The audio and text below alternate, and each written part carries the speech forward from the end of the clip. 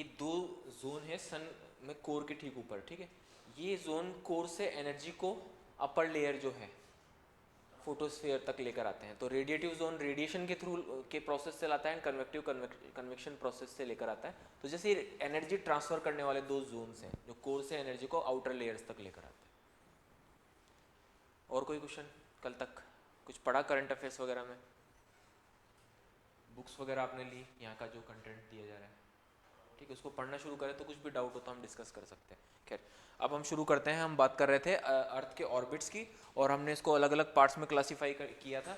एक ये था कि हम अगर उसकी एल्टीट्यूड के बेसिस पर अगर हम क्लासीफाई करते हैं तो वो 3 पार्ट्स में क्लासीफाई किया जा सकता है, that is low earth orbit,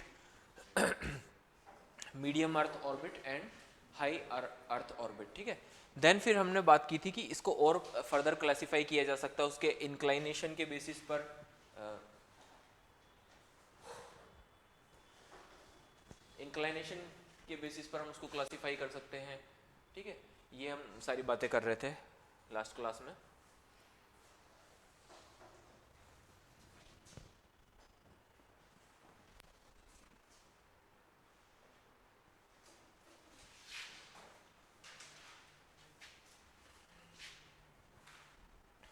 ठीक है, एसेंट्रिसिटी के बेसिस पर, यानी शेप ऑफ ऑर्बिट के बेसिस पर क्लासीफाई कर सकते हैं कि वो किस तरह का शेप हो सकता है, एंड उसके एप्लीकेशंस क्या हो सकते हैं, इस बारे में हम बात करने वाले थे, ठीक है।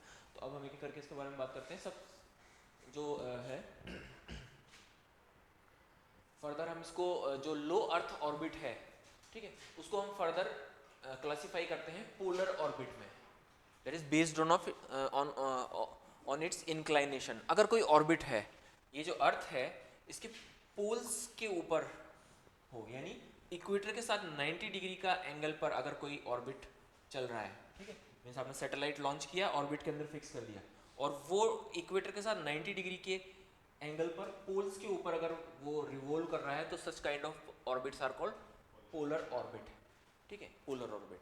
और ये लो अर्थ ऑर्बिट का सबसे कॉमन मीन्स सबसे लो अर्थ ऑर्बिट में नॉर्मली इसी ऑर्बिट पे जो है सैटेलाइट लॉन्च किए जाते हैं। इसमें फिर फर्दर एक और सब टाइप है that is called sun synchronous polar orbit, sun synchronous polar orbit, ठीक है। अब ये कैसे काम करता है? ये अर्थ है और सन है, तो सन सिंक्रोनस पोलर ऑर्बिट में सैटेलाइट को इस तरह से फिक्स किया जाता है कि वो डेली एक पर्टिकुलर प्लेस पर, अर्थ के सपोज कीजिए ये हमारा इंडिया है, ठीक है, यहाँ पर हमें कुछ स्टडी करना है, यहाँ से कुछ इमेजेस लेने हैं, तो इंडिया पर हर पर्टिकुलर जो प्लेस है वहाँ पर ये सनलाइट में फोकस करेगा। नाइट पर वो आएगा नहीं, लेकिन सनलाइट के टाइम वो हमेशा इंडिया के ऊपर एक पर्टिकुलर प्लेस पर फोकस करेगा। सपोज कीजिए फर्स्ट और में उसने यहाँ किया, देन सेकंड और चालू हुआ डे लाइट का, तो वो फिर वो नेक्स्ट पार्ट पे करेगा, एंड देन फिर नेक्स्ट पार्ट पे करेगा, एंड देन फिर नेक्स्ट पार्ट पे करेगा। तो ये हमेशा सनलाइट के साथ सिंक्रोनाइज रहता है किसी एक प्लेस पर, इसलिए इसको सन सिंक्रोनस पोलर ऑर्बिट कहा जाता है, ठीक है। और इन पोलर ऑर्बिट्स के एप्लीकेशंस क्या होते हैं इस पर हम बात करते हैं। तो इसका मेजर एप्लीकेशन होता है that is called earth observation,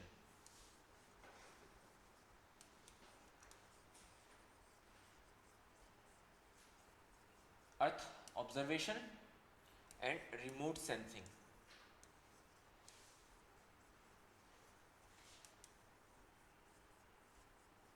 remote sensing. अब अर्थ ऑब्जर्वेशन आपको जैसे ही मैंने ये वर्ड बोला आपके माइंड में क्लिक हो गया होगा कि अर्थ पर कोई प्लेस है, हमें उसको ऑब्जर्व करना है। यानी इस सैटेलाइट में जो अर्थ ऑब्जर्वेशन सैटेलाइट्स होते हैं जो पोलर ऑर्बिट या स्पेशली सन सिंक्रोनस पोलर ऑर्बिट में फिक्स किए जाते हैं, ये सैटेलाइट स्पेशल कैमरास के साथ अटैच होते हैं या इक्विप्ड होते हैं। इनमें कैमरास होते हैं जो अर्थ के किसी पर्टिकुलर प्लेस का इमेजेस लेने का काम करते हैं, ठीक है। सो अगर ऑप्टिकल कैमरास के थ्रू आप इमेजेस ले रहे हैं दैट इज अर्थ ऑब्जर्वेशन। ये दो वर्ड है, दोनों एक दूसरे के सिनोनिम भी हो सकते हैं, और इनके बीच में जो माइनर डिफरेंस है, जो मोस्ट इंपॉर्टेंट डिफरेंस है वो क्या है, देखिए। अगर हम नॉर्मल ऑप्टिकल बेसिस पर ऑब्जर्व करें that is earth observation, like मैं यहाँ पर ग्रीनरी कितनी है उसका सर्वे कर रहा हूँ, डेजर्ट कितना एक्सपेंड हो रहा है उसका सर्वे कर रहा हूँ, ठीक है। एंड दूसरा इसका एप्लीकेशन जो रिमोट सेंसिंग के पॉइंट ऑफ व्यू से अगर हम देखें या कॉन्टेक्स्ट में देखें तो रिमोट सेंसिंग में क्या होता है, ऐसे स्पेशल सेंसर्स होते हैं जो उस पर्टिकुलर सरफेस पर गिरने वाली माइक्रोवेव, इंफ्रारेड वेव्स, अदर जो वेव्स है जिनको हम आंखों से ऑब्जर्व नहीं कर सकते, ऑप्टिकली ऑब्जर्व नहीं कर सकते, उनको सेंस करते हैं एंड देन फिर उन वेव्स की बेसिस पर वहाँ पर मौजूद केमिकल स्ट्रक्चर जो है, उस सब्सटेंस का जो केमिकल स्ट्रक्चर है उसकी जानकारी अचीव की जा सकती है। फॉर एग्जांपल मैंने एक सरफेस पर माइक्रोवेव्स डाली, ठीक है, देन फिर वो रिफ्लेक्ट होगी और वो स्कैटर हो जाएगी, देन फिर मेरा सैटेलाइट के जो सेंसर से स्कैटर्ड वेव्स को कैच करेंगे, उसको डाटा को रिकॉर्ड करेंगे, देन जितनी इंटेंसिटी के साथ माइक्रोवेव पहुंची थी वहाँ पर उसका और स्कैटर होने के बाद क्या चेंजेस आ रहे हैं, उस बेसिस पर उस सरफेस, इवन उस सरफेस के नीचे मौजूद केमिकल स्ट्रक्चर्स हैं उनकी जानकारी की जा सकती है। माइक्रोवेव्स डाली एंड देन फिर माइक्रोवेव्स रिफ्लेक्ट होगी, स्कैटर होगी, उनको कैच करेंगे उसी सैटेलाइट के एंटीना से एंड देन फिर जो डिफरेंस आ रहा है माइक्रोवेव्स की इंटेंसिटी, उनकी नेचर में, उस बेसिस पर हम वो सरफेस, इवन उसके नीचे की सरफेस जो है उसमें जो केमिकल स्ट्रक्चर है सॉइल का या रॉक्स का जो केमिकल स्ट्रक्चर है, हाँ यस, वो रिमोट सेंसिंग के थ्रू हम पता कर सकते हैं। माइक्रोवेव्स, इंफ्रारेड वेव्स, जैसे आपकी सनलाइट वहाँ पर गिरी एंड देन फिर वो गर्म हुआ एंड देन फिर वो इंफ्रारेड वेव्स एमिट कर रहा है, तो वो इंफ्रारेड वेव्स जो हैं उसके नेचर के बेसिस पर हम उस सरफेस का और रॉक का, सॉइल का, केमिकल स्ट्रक्चर का जानकारी निकाल सकते हैं। तो अब इसका एप्लीकेशन क्या होगा, हम वहाँ पर मिनरल्स एक्सप्लोरेशन कर सकते हैं, right, mineral exploration, ground water survey कर सकते हैं कि ग्राउंड वाटर कितना है वहाँ पर, अंडरग्राउंड जो मिनरल्स हैं, पेट्रोलियम है, गैसेस हैं, उनका सर्वे हम कर सकते हैं। These are the application of polar orbit satellites या sun synchronous satellite. What, earth observation and remote sensing. देखिए कैसे, ठीक है।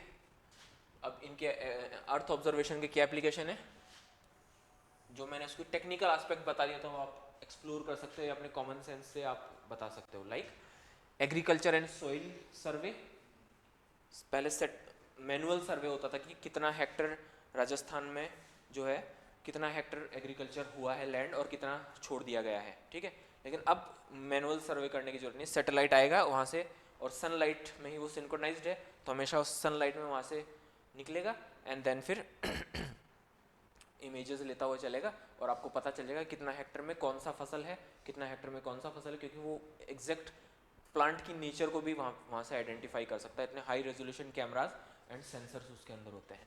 फिर दूसरा एप्लीकेशन क्या हो सकता है, वाइल्ड फॉरेस्ट कवर को मेजर किया जा सकता है। पहले देखते थे, हाँ पहले देखते थे, लाइक पटवारी होता था, है ना, वो गाँव में, अगर आप रूरल बैकग्राउंड के हैं तो पहले आप अपने दादा से या फादर से पूछ सकते हैं, पटवारी जाता था भाई कौन सी फसल होती है, गिरदावरी रिपोर्ट कहते थे जिसको, राइट, है ना, गिरदावरी में कहता था कि भाई आपने, आपके पास इतना खेत है उसमें कितना आपने बोया और कितने कितने में आपने कौन कौन सी फसल डाली, एंड देन फिर जब वो फसल कटने का टाइम होता था फिर आता था कि सक्सेसफुल कितनी हुई और कितनी खराब हुई, इस तरह से उसको मेजर किया जाता था। तो बहुत लंबा और हेक्टिक प्रोसेस होता था, बहुत सारे लोग लग के करते थे उसको काम को, उसमें फिर एरर भी होती थी, है ना, कई बार रिपोर्ट गलत लग जाती थी, इसका नाम उधर चला जाता था। अब वो नहीं रहा, अब सीधा सैटेलाइट से आप स्कैन करते हुए चलेंगे अपने लैंड को और पूरा मिनटों में वो डाटा कलेक्ट हो जाता है विद इन आवर्स या मिनट्स, ठीक है। सिमिलरली आप जो है फॉरेस्ट कवर को मेजर करते हैं कि इंडिया में, आप रिपोर्ट्स पढ़ते होंगे, न्यूज़पेपर में आती है कि भाई इंडिया में इतना फॉरेस्ट कवर कम हुआ है या बढ़ा है ना, एग्री फॉरेस्ट्री इतनी बड़ी है, तो हाउ वो कैसे मेजर करते हैं, सैटेलाइट से स्कैन करते हुए चलते हैं, पूरे इंडिया की स्कैनिंग चलती रहती है, ऐसे मल्टीपल सैटेलाइट्स हैं वो कर सकते हैं, ठीक है। सेम इन्वायरमेंट, फॉरेस्ट कवर के साथ साथ आप देख सकते हैं कि वाटर बॉडीज़ कितनी डिप्लेट हुई है, कितनी बड़ी है या कितनी कम हुई है, वो सारा आप सर्वे कर सकते हैं। और एक नासा एंड इसरो का एक जॉइंट प्रोजेक्ट है, वो भी मैं आपको बताता हूँ, वो प्रोजेक्ट है that is Nisar, NASA ISRO synthetic aperture remote sensing satellite kind of thing, ठीक है, निसार, ठीक। वो प्रोजेक्ट क्या करता है, जो हिमालयाज है उन पर जो आइस शीट ग्लोबल वार्मिंग की वजह से कम होती जा रही है, ग्लेशियर्स कम होते जा रहे हैं, तो उनकी रेट को मेजर करने के लिए है, वो 3 साल का प्रोजेक्ट है Nisar, yes, NASA ISRO synthetic aperture radar project, ये सैटेलाइट का नाम है निसार। वो क्या करता है, सिंथेटिक एपरेचर रेडार क्या करता है, माइक्रोवेव्स डालता है वहाँ पे एंड देन फिर वहाँ से रिफ्लेक्ट होती है और फिर वो उसको स्टडी करता हुआ चलता है कि कितना रेट से हिमालय की जो आइस शीट्स हैं या ग्लेशियर शीट्स है वो मेल्ट कर रही है। तो इन्वायरमेंट इफेक्ट जो आ रहा है global warming and climate change की वजह से, वो सारा इसमें मेजर किया जा सकता है। इसी तरह इसरो का जो है नेशनल रिसोर्स मैनेजमेंट प्रोग्राम है, इसरो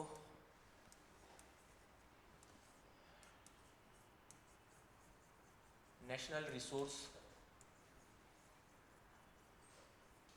मैनेजमेंट प्रोग्राम, ठीक है। ये प्रोग्राम क्या कर रहा है, ये इंडिया के जो भी नेचुरल रिसोर्सेज हैं, फॉरेस्ट, मिनरल्स, उनको रिकॉर्ड करने के लिए और उनका प्रॉपर मैनेजमेंट करने के लिए, टेक्निकल डाटा प्रोवाइड कराने के लिए ये किया जा रहा है। सिमिलरली निसार प्रोजेक्ट है, ये भी आपको पता होना चाहिए क्योंकि लेटेस्ट है ये, Nisar NASA ISRO synthetic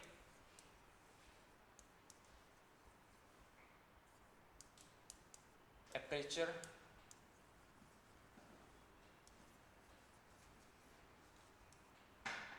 radar. ये क्या कर रहा है, तो ग्लोबल वार्मिंग की वजह से हिमालयन आइस शीट्स की मेल्टिंग को रिकॉर्ड करने का, हिमालयन आइस शीट्स की मेल्टिंग को अभी हिमालय पे कंसंट्रेट कर रहा है, ठीक है, क्योंकि हिमालय एक फ्रेगाइल इकोसिस्टम है।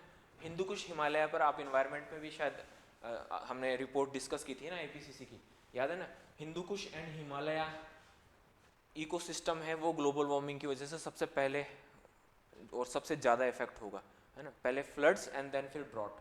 तो उस पर एक रिपोर्ट आईपीसीसी ने निकाली थी। तो इस तरह के सैटेलाइट्स प्रोजेक्ट्स जब कंबाइंड चलाए जाते हैं तब होता है, ठीक है।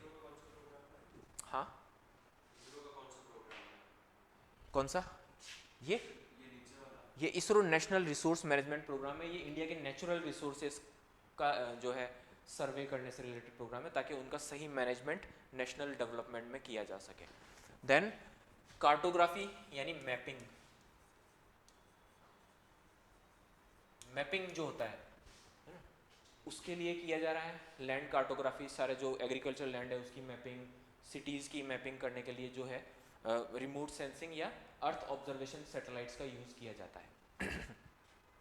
जियोलॉजी एंड मिनरल रिसोर्सेज को सर्वे किया जाता है, मैंने आपको बताया है कैसे, माइक्रोवेव्स एंड इंफ्रारेड वेव्स वहाँ पर डाली जाती है, देन फिर उनका रिफ्लेक्शन कैच किया जाता है और फिर उसके डाटा को एनालाइज करके आप बता सकते हैं क्या मिनरल्स क्या क्या केमिकल कंपोजिशन है, और आपको केमिकल कंपोजिशन पता चल जाता है तो आप मिनरल्स बता सकते हैं, ठीक है। ओशन सर्वे में काम आ सकता है। ओशन सर्वे में आप बता सकते हैं कि आपका ओशन है, उसकी सरफेस या उसके अंदर कितने उसके अंदर क्या केमिकल चेंजेस आ रहे हैं, ठीक है, उसकी स्टडी की जा सकती है। लाइक कोरल है ना, हमारे लक्षद्वीप के पास कोरल है। अब कोरल ब्लीचिंग का एक इवेंट होता है, एनवायरनमेंट में आप पढ़ेंगे, तो कोरल ब्लीचिंग को सैटेलाइट से अब आप डाइविंग करके तो उसको सर्वे करेंगे तो बहुत डिफिकल्ट होगा और बहुत एक्सपेंसिव होगा। जस्ट आप सैटेलाइट को वहाँ से स्कैन करवाइए एंड देन फिर आपका पूरा कोरल का डाटा आपको मिल जाएगा। Similarly ocean other resources like mangrove forest हो गया, ठीक है, इन सब का ओशन कोस्टल इरोजन कितना हुआ, आप ग्लोबल वार्मिंग की वजह से आपका सी सरफेस बढ़ रही है एंड कोस्टल इरोजन हो रहा है, सो आपको डाटा मिलेगा कि इतने साल बाद ये सिटीज़ डूब जाएंगे। आपने पढ़ा कभी, है ना, इतने साल बाद ये सिटी या ये कंट्री गायब हो जाएगा मैप से, है ना। तो कैसे ये बता रहे हैं, ओशन बढ़ रहा है, सैटेलाइट से उसका सर्वे किया जा रहा है और किस रेट से वो आगे बढ़ रहा है, सी सरफेस किस रेट से अर्थ को कवर कर रही है, उस रेट को कैलकुलेट करके फ्यूचर में आप बता सकते हैं कि इतने साल बाद इतना इतना इलाका पानी में डूब जाएगा। सो ये सारा जो फोरकास्टिंग हो रही है वो इन्हीं सैटेलाइट्स की हेल्प से हो रही है, ठीक है। रूरल डेवलपमेंट, अब ये सारी चीज़ें आपको पता चल गई। एग्रीकल्चर, तो अब इसका आपको लिखने के लिए बोला जाए सपोज कि और क्या एप्लीकेशन हो सकती है, तो एग्रीकल्चर एंड सॉइल्स और रूरल डेवलपमेंट में, ठीक है। कार्टोग्राफी मैपिंग हो रही है तो सो स्मार्ट सिटी प्रोजेक्ट है, अमृत लाइक प्रोजेक्ट है, तो सो अर्बन डेवलपमेंट में, ठीक है। So ocean and meteorology, so water resource management में हो सकता है, आप रिवर्स का भी मैनेजमेंट कर सकते हैं, ठीक है। ये सारा हो गया, तो नेचुरल रिसोर्सेज में भी आ गया जियोलॉजी एंड मिनरल्स, तो natural resource management, minerals minerals आप पता कर सकते हैं कि आपके लाइक मैंने देखा भी था जब राजस्थान के किसी एक पार्ट में यूरेनियम की बात हुई थी, तब मैं वहाँ मौजूद था। तो प्लेन, एयरफोर्स के प्लेन वहाँ से उड़ान भरते थे एंड उनमें सेंसर्स लगे होते थे, और मैंने देखा था कि वो बहुत नीची उड़ान भर रहे होते थे और वो उस एरिया को स्कैन कर रहे होते थे कि उस सॉइल के नीचे और क्या है। मीन्स उन्होंने microwave and infrared wave data वहाँ से जो एमिट हो रही थी उसको कलेक्ट किया उन प्लेन्स ने, और उन प्लेन्स के थ्रू अब वो बता रहे हैं कि और ज़्यादा डीप स्टडी में कितना कितना यूरेनियम वहाँ मौजूद है। तो यूरेनियम एक एग्जाम्पल लिया, अदर मिनरल्स भी हो सकते हैं। तो पहले सैटेलाइट के थ्रू देखा और फिर उसके बाद जब कंफर्म हो गया कि यहाँ पर यूरेनियम हो सकता है, देन फिर उन्होंने प्लेन्स के थ्रू, प्लेन में भी वही सेंसर्स फिक्स किए और बहुत लो एल्टीट्यूड पर उन प्लेन्स को उड़ाया ताकि और ज़्यादा एक्यूरेट डाटा लिया जा सके। सो मिनरल रिसोर्सेज को आप ले सकते हैं। सो आपका नेचुरल रिसोर्स मैनेजमेंट हो गया, ये टेक्निकल एस्पेक्ट हो गया और ये पॉलिसी बेस्ड हो गए। इनसे आप क्या डेराइव कर सकते हैं, ये पॉलिसीज डेराइव कर सकते हैं। देन फिर disaster management, this is very important. Like कहीं फ्लड आई है, अब आपको इमीडिएट सर्वे करना है, या सडन अर्थक्वेक आ गया और इमीडिएट सर्वे करना है कि कितना सिटी में क्या डिस्ट्रक्शन हुआ है। तो या तो हेलीकॉप्टर से सर्वे किया जाए जो टाइम कंज्यूमिंग है, तो कहाँ आपको हेल्प जल्दी पहुँचानी है, कहाँ ये डिसाइड कर। बेटर है कि उसी दिन वहाँ पर जो सैटेलाइट मौजूद है उन सैटेलाइट से उनके हाई रेजोल्यूशन कैमराज से सर्वे कर लिया जाए एंड देन फिर उसका डाटा कलेक्ट करके आप फॉरन डिजास्टर मैनेजमेंट शुरू कर सकते हैं। लाइक कहीं फ्लड आ गई, अर्थक्वेक आ गया, अभी रिसेंटली वायनाड में लैंडस्लाइड हुआ था और कई गाँव उसमें ज़मीन में चले गए थे। सो इसके लिए सैटेलाइट डाटा से डिस्ट्रक्शन का सर्वे किया जाता है कि कहाँ ज़्यादा नुकसान हुआ है, कहाँ कम हुआ है, और उस हिसाब से वहाँ पर हेल्प की इंटेंसिटी वहाँ ज़्यादा रखी जाती है, वहाँ कम जाती है। कहाँ रिसोर्सेज को आपको, सपोज आप कलेक्टर हैं उस इलाके के जहाँ पर एक नेचुरल डिजास्टर आई है, अब आप क्लूलेस है कि कहाँ मैं क्या भेजूँ, रिसोर्सेज सारे आपके पास हैं बट आप क्लूलेस है, लेकिन आपको जानकारी है कि ऐसे सैटेलाइट्स होते हैं, तो आप फॉरन सैटेलाइट रिलेटेड जो भी डिपार्टमेंट है वहाँ पर फ़ोन करेंगे और सैटेलाइट इमेजेस मांगेंगे। वो इमेजेस आपके कंप्यूटर पर आएगी, आप देखेंगे और फिर आप अपने जो भी बटालियन से डिज़ास्टर मैनेजमेंट की, पुलिस की, उन वॉलेंटियर से उनको बेटर तरीके से मैनेज कर सकेंगे। सो डिज़ास्टर मैनेजमेंट का एक प्रोग्राम है ISRO, national disaster management program. उसमें ISRO local governments, state governments and national government को अपने सैटेलाइट्स के थ्रू डिजास्टर मैनेजमेंट करने में हेल्प करता है। So this is ISRO disaster management program is being conducted by ISRO to help governments to better management of disasters with the help of their high resolution camera based satellite और remote sensing satellite. ठीक है, और disaster management. और climate change, again मैंने environment बोला, ice sheet का एक example दिया कि कैसे स्टडी किया जा रहा है, तो क्लाइमेट चेंज का हो गया। तो आप क्लाइमेट चेंज का जो स्टडी कर रहे हैं वो सारे रिमोट सेंसिंग सैटेलाइट से कर सकते हैं। इसके अलावा रिमोट सेंसिंग सैटेलाइट का एक और एप्लीकेशन होता है, दैट इज ये इमेजेस ले सकता है क्योंकि इसमें हाई रेजोल्यूशन कैमराज होते हैं। सो इसका एक इंपॉर्टेंट एप्लीकेशन है, that is defence and security, या इन शॉर्ट कहूं तो बॉर्डर मैनेजमेंट।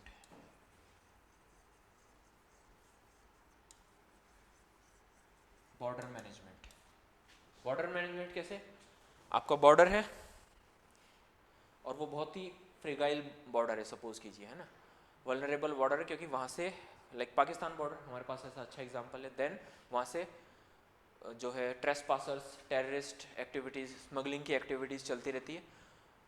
तो आपने वो मूवी देखी है उरी, उसमें क्या कहता है वो, पर जो अजीत डोवाल का रोल करते हैं परेश रावल, इसरो चीफ से फ़ोन करके कि मुझे इस मोमेंट पे सैटेलाइट यहाँ चाहिए, एंड देन फिर वो सैटेलाइट्स की सेटिंग ऐसे करते हैं कि उस पर्टिकुलर टाइम पीरियड में सैटेलाइट जहाँ उनका ऑपरेशन चल रहे होते हैं वहाँ की बॉर्डर के ऊपर पूरा इमेजेस रखते हैं, और उससे पहले उस सैटेलाइट इमेजेस से पाकिस्तान में मौजूद टेरर कैंप्स का सर्वे कर लेते हैं, है ना, क्योंकि पाकिस्तान इंडिया से ज़्यादा दूर नहीं, तो हमारा जो रीसेट सैटेलाइट है यहाँ से मूव कर रहा है, उसके कैमरे को टिल्ट कर दिया जाए तो वो पीओके में मौजूद जो भी चीज़ें उनकी क्लियर इमेजेस खींच सकता है। बिल्कुल करते ही हैं।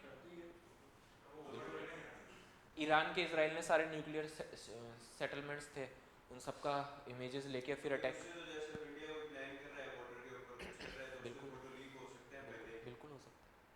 इसलिए छिपाकर एक और मूवी आपने देखी होगी परमाणु, जॉन अब्राहम की।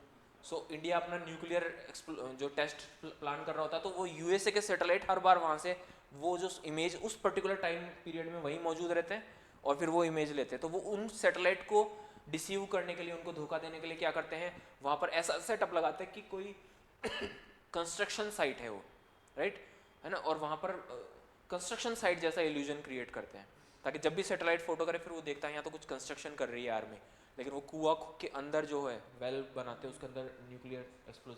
तो वो जो सैटेलाइट्स यूएसए के जो सैटेलाइट्स थे those were remote sensing satellite. और सेम उरी मूवी में जो आपने सैटेलाइट का एग्जांपल देखा those were also remote sensing satellite जो इमेजेस लेते हैं। सो बॉर्डर मैनेजमेंट में ये काम आते हैं, डिफेंस एंड सिक्योरिटी। दो सैटेलाइट स्पेशली एक सैटेलाइट इंडिया ने बनाया था दैट वाज रीसेट, रीसेट 1। ये इंडिया का बनाया हुआ सैटेलाइट था जो इंडिया की बॉर्डर को स्कैन करता था। एंड देन फिर 2008 में जो टेरर अटैक हुआ था, 8 है ना, जो पानी के रास्ते जो मुंबई टेरर अटैक किया गया था है ना, 10 टेररिस्ट थे उसके अंदर है ना, उसके बाद फिर इंडिया ने रीसेट 2 एक और सैटेलाइट इसराइल से लिया। वो और ज़्यादा एडवांस्ड सेंसर्स एंड कैमराज से इक्विप था। उस सैटेलाइट को इंडिया ने इसराइल से परचेज करके लॉन्च किया। और अब ये दो सैटेलाइट है, दो सैटेलाइट्स का पेयर है, वो कंटिन्यूअस दिन में एक बार कश्मीर से लेके पाकिस्तान की पूरी बॉर्डर है उसको स्कैन करते हैं। और कोई भी मूवमेंट हो रहा है स्पेशली लैंड एंड वाटर में वो सारी इमेजेस लेते रहते हैं। तो ये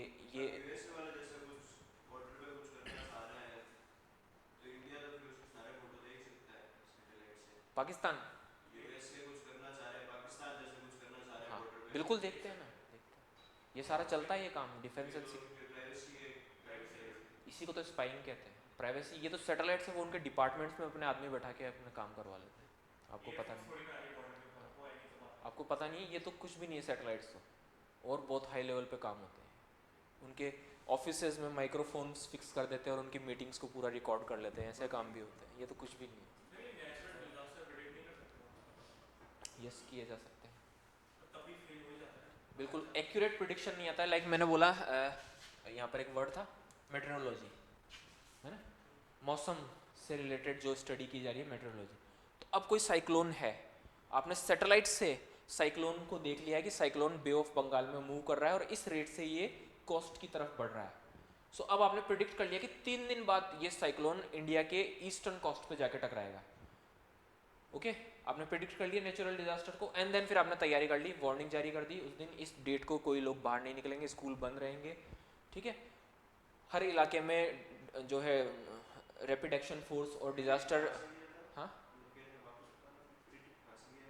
सपोज एक साइक्लोन जनरेट हो रहा है, ओरिजिनेट हो रहा है बे ऑफ बंगाल में, आपके पास मेट्रोलॉजी सैटेलाइट है या रिमोट सेंसिंग सैटेलाइट वहाँ है, तो उसने साइक्लोन को देख लिया जो कि बड़ा सा बादल बनेगा और वो वर्लपूल की शेप में आएगा। तो आपने देख लिया कि एक साइक्लोन बन रहा है, उसकी मूवमेंट की रेट आपने कैप्चर कर ली बार बार उसके इमेजेस देख के।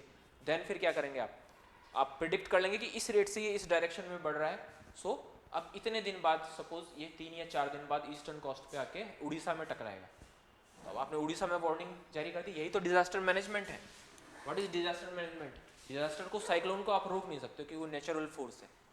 आप क्या करेंगे, जस्ट आप मैनेजमेंट करेंगे उस साइक्लोन का। अब उस दिन आपने स्कूल्स बंद कर दिए, एक्स्ट्रा फोर्स लगा दिया वहाँ पे, बोट्स लगा दी क्योंकि फ्लड आएगा तो बोट्स की जरूरत पड़ेगी, तो एडवांस में बोट्स मंगवा ली।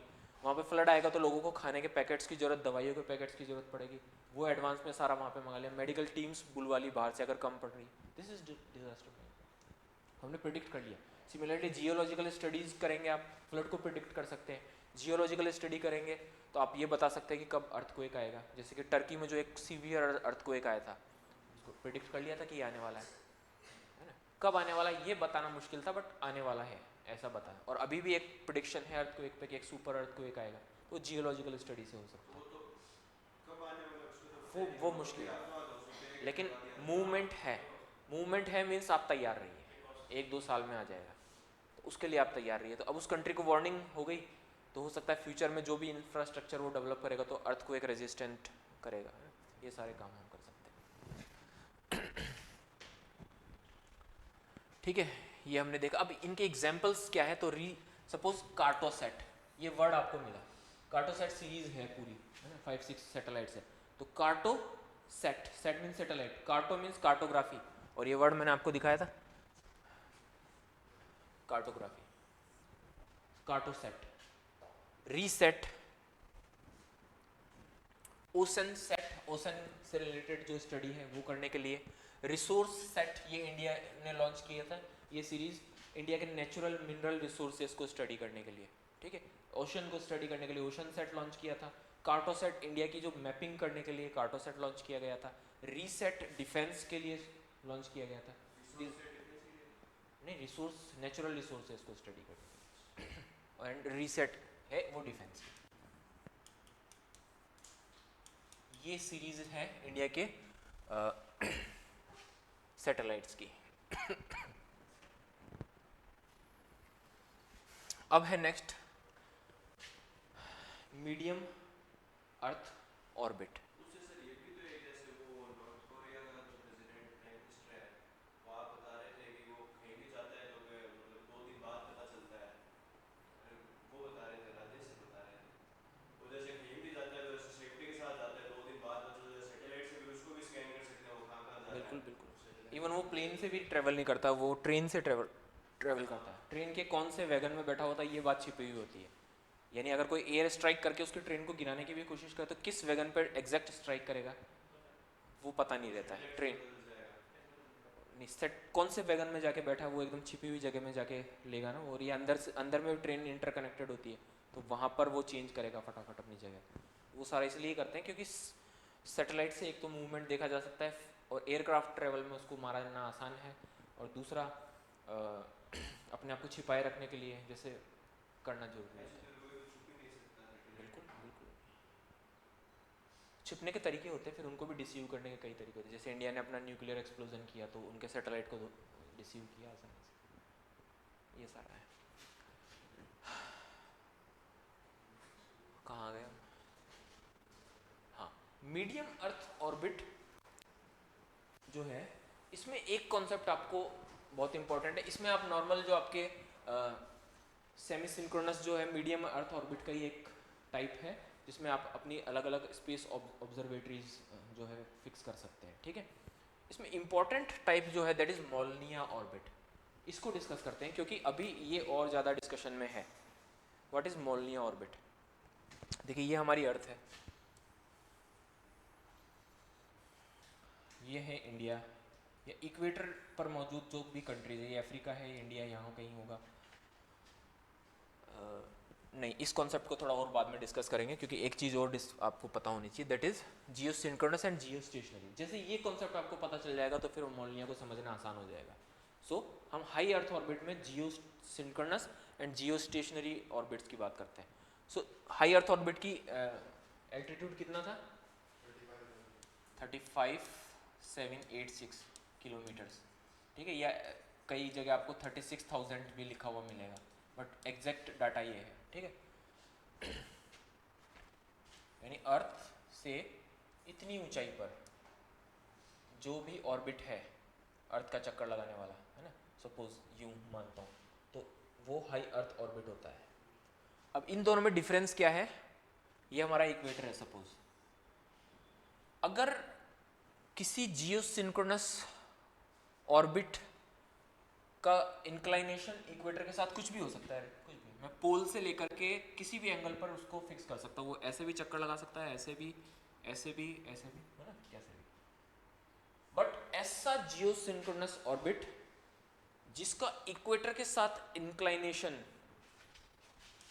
0 डिग्री हो, या मैं कह सकता हूं कि जो इक्वेटर के साथ पैरेलल चलता हो, उस ऑर्बिट को कहा जाता है जियो स्टेशनरी। ऐसा क्यों होता है? जियो स्टेशनरी ऑर्बिट हमेशा इक्वेटर के एकदम ऊपर और उसके पैरेलल होता है। अर्थ कैसे रोटेट कर रही है? West to east. कितना उसका रोटेशन का रेट है? 24 आवर्स एक रोटेशन को पूरा करने में। और जो सैटेलाइट है उसका भी रिवोल्यूशन रेट कितना होना चाहिए? 24 आवर्स। यानी आप मेरे सामने हैं, x स्पीड से इस डायरेक्शन में चल रहे हैं और मैं यहाँ पर x स्पीड से इसी डायरेक्शन में चल रहा हूँ, तो आप और मैं एक दूसरे के रिलेटिव मोशन में जीरो है, तो मैं आपको देखूंगा या आप मुझे देखेंगे तो कैसा दिखेगा? स्टेशनरी दिखेगा, रुके हुए दिखेंगे। इसको और इमेजिन करें, दो ट्रेन में आप बैठे हैं, दोनों ट्रेन एक ही डायरेक्शन में चल रही है सेम स्पीड से, तो आप सामने वाले से आराम से बात कर सकते हो। क्यों? क्योंकि आप दोनों एक दूसरे के रिलेटिव मोशन में स्टेशनरी है। तो सेम फिनोमिना यहाँ हो रहा है। आपका सेट अर्थ भी 24 आवर्स की रेट से इस तरफ रोटेट कर रहा है और आपका सैटेलाइट भी रोटेट कर रहा है। तो सैटेलाइट अर्थ के किसी एक प्लेस पर स्टेशनरी दिखाई दे रहा है। जरा सा इंक्लाइनेशन चेंज कर दिया तो स्टेशनरी नहीं रहेगा, फिर वो या तो ऊपर या तो नीचे की तरफ मूव करना शुरू कर देगा। लेकिन जियो स्टेशनरी में स्टेशनरी दिखाई देगा। ये डिफरेंस समझ में आया? तो जियो सिंक्रोनस अर्थ से 35,786 किलोमीटर्स की हाइट पर मौजूद जितने भी ऑर्बिट्स है, these are geosynchronous orbits. And geostationary orbit is that geosynchronous orbit which is parallel to our equator and on which the satellites revolve around the earth with 20 hours per revolution speed. So it seems stationary for a particular place on earth. This is geo. अब इनके application क्या हुए?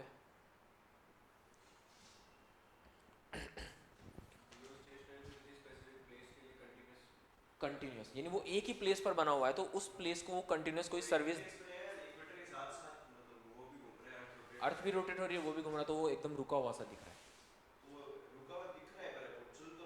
चल तो रहे हैं, means आप और मैं दो ट्रेन में बैठे हुए हैं, दोनों एक ही डायरेक्शन में सेम स्पीड से चल रही, तो ट्रेन तो दोनों चल रही है, यानी हम कहीं ना कहीं पहुंचेंगे, लेकिन हम दोनों एक दूसरे को जब देखेंगे तो रुके हुए देखेंगे, यानी हम आपस में बातचीत कर सकते हैं आसानी से खिड़की पर बैठ के। सो राइट, रुका हुआ महसूस हो रहा है ना। रोटेशन, हमारी अर्थ रोटेशन कर रही है और एक चीज़ बराबर स्पीड से अर्थ की ही डायरेक्शन में रोटेशन करे, तो हमें तो वो मून एकदम रुकी हुई सी दिखेगी ना। इंडीड वो रोटेट कर रही है, सच्चाई ये है कि वो रोटेट कर रही है, बट हमें अर्थ की रोटेशन फील नहीं हो रही, तो उसकी भी रोटेशन फील नहीं होगी और वो हमें रुकी हुई दिखेगी। तो हमें ये सैटेलाइट की स्पेशलिटी ये होती है कि ये ऑर्बिट में जाने के बाद भी एक पर्टिकुलर प्लेस पर फोकस कर सकता है, ये इसकी स्पेशलिटी है। और हमें फोकस करने से रिलेटेड जो भी सर्विसेज मिल रही है वो आपको मिल जाएंगी। जैसे यस, तो डेटा नहीं लेना है हमें सपोज कम्युनिकेशन सर्विसेज चाहिए।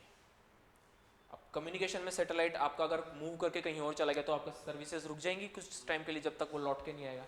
सो आप अपने कॉमन सेंस से सोच सकते हैं कि कम्युनिकेशन सर्विसेज में किन सैटेलाइट्स का यूज़ किया जाएगा? जियो स्टेशनरी सैटेलाइट। या कम्युनिकेशन सर्विसेज से रिलेटेड जो भी सैटेलाइट होंगे वो कहाँ फिक्स किए जाएंगे? जियो स्टेशनरी।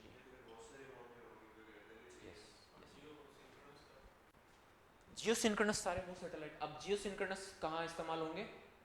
तो वो होंगे स्कैनिंग हाई एल्टीट्यूड से।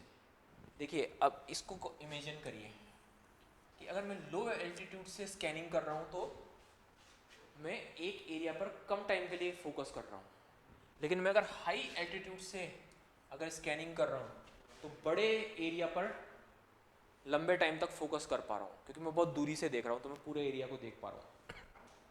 तो जो नेविगेशन सैटेलाइट्स होते हैं वो यूजुअली कहाँ फिक्स किए जाते हैं? वो यूजुअली जियो सिंक्रोनस ऑर्बिट्स में फिक्स किए जाते हैं। ठीक है, इतना समझ में आ गया? सो जियो स्टेशनरी ऑर्बिट का मेजर एप्लीकेशन क्या है? Communication and weather forecasting. किसी एक एरिया के वेदर को कंटिन्यूस आपको ऑब्जर्व करना है 24 आवर्स, 24 घंटे आपको देखते रहना है ताकि आपको पता चलता रहे। सो वेदर फोरकास्टिंग में काम आ सकता है। ठीक है, वेदर फोरकास्टिंग। और इन दोनों का कंबाइंड यूज एक और हो सकता है, दैट इज नेविगेशन।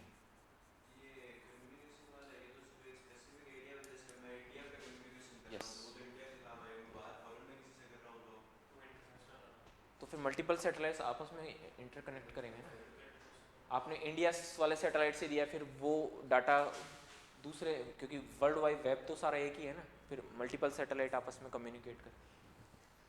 नेविगेशन लेकिन अब ये रूल्स अब टूटते से नजर आ रहे हैं, आगे भी आपको रूल्स टूटते हुए से दिखेंगे। फॉर एग्जांपल स्पेस एक्स ने जो अपने कम्युनिकेशन सैटेलाइट लॉन्च किए हैं इंटरनेट सर्विसेज प्रोवाइड कराने के लिए, वो लो अर्थ ऑर्बिट में लॉन्च किए, क्योंकि यहाँ पर सैटेलाइट को फिक्स करना बहुत महंगा काम है, लो अर्थ ऑर्बिट में चीप है।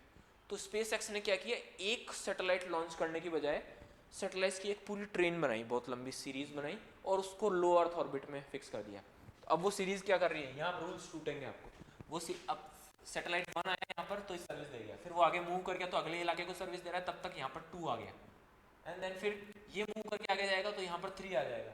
ऐसे 10, 20, 30 तक सैटेलाइट्स वो फिक्स कर देंगे, एंड वो कंटिन्यूअस वो सीरीज जो ट्रेन है सैटेलाइट की वो चलती जाएगी और एक बड़े जोग्राफिकल एरिया को इंटरनेट सर्विसेज प्रोवाइड करती जाएगी। वो वहाँ पे नहीं आएगा उस टाइम पे। तो एक बड़ी सीरीज बना रहे हैं ये नहीं, इक्वेटर के पैरेलल नहीं चली। यही प्रॉब्लम है कि रूल टूटता हुआ सा दिखेगा अब आपको। मॉडर्न एरा में सारे रूल टूटेंगे, अभी आगे और भी बात करेंगे। हमने ये पढ़ा कि जियो स्टेशनरी ऑर्बिट में ही सैटेलाइट को, कम्युनिकेशन सैटेलाइट को फिक्स किया जाता है, लेकिन अब मॉडर्न टेक्नोलॉजी में स्पेस एक्स क्या कर रहा है, सस्ते सस्ते बहुत सारे सैटेलाइट बना के उनकी एक पूरी सीरीज चलाता है और वो मूव करते करते आगे बढ़ते जाते हैं, एरिया को कैटर करते जाते हैं। इस चीज़ को इमेजिन कर पा रहे हैं? ठीक है, ये दोनों समझ में आ गया। अब नेविगेशन क्या है, मीन्स कोई एरिया है तो उसमें कोई ऑब्जेक्ट है, उसको सैटेलाइट, वो सैटेलाइट से सर्विस मांग रहा है कि मुझे बताओ कि मैं कहाँ हूँ, मेरी एग्जैक्ट लोकेशन क्या है। सो सैटेलाइट उसको बताएगा कि आप इस एल्टीट्यूड पर हैं, इतना लॉन्गिट्यूड है, इतना लैटिट्यूड है, आपका टाइम इतना है इस जगह पर, टाइम जोन भी बताता है। सो टाइम सर्विसेज लॉन्गिट्यूड और लैटिट्यूड के बेसिस पर वो उसकी लोकेशन बताता है। तो दिस इज कॉल्ड नेविगेशन। और इसका और सिंपलेस्ट फॉर्म क्या है, तो आप गूगल मैप चलाते हैं और अपने कार ड्राइव या बाइक ड्राइव कर रहे हैं तो आपको बताता रहेगा कि आप इस रोड पर कैसे मूव करें। ये सारा क्या हो रहा है, आपको आपकी एग्जैक्ट लोकेशन कोई चीज़ बता रही है, दैट इज नेविगेशन। और ये बहुत इंपॉर्टेंट होता है, स्पेशली हमारी लाइफ में भी काफ़ी इंपॉर्टेंट हो गया है ना। इसी तरह ये उससे पहले भी बहुत यूज़ होता था हमारी लाइफ में, तो अब आया है ये मोबाइल कॉमन होने के बाद। उससे पहले वो सी जो होते थे, ओशंस में जो शिप्स मूव करते हैं, मिलिट्री जो रिमोट एरियाज़ में जाती है, उन लोगों को उनकी एग्जैक्ट लोकेशन बताने के लिए नेविगेशन सर्विसेज दी जाती है। और सबसे कॉमन नेविगेशन सर्विस थी वो GPS, ग्लोबल पोजिशनिंग है ना सिस्टम, वो होती थी। लेकिन कारगिल वॉर के बाद इंडिया को फील हुआ कि हमारी अपनी भी होनी चाहिए। वो सारी बातें आगे करेंगे। यहाँ तक समझ में आ गया। अब चलते हैं हम पिछले कॉन्सेप्ट पे, दैट इज मोलनिया ऑर्बिट। तो ये है अर्थ, थोड़ा बड़ा करते हैं इसे।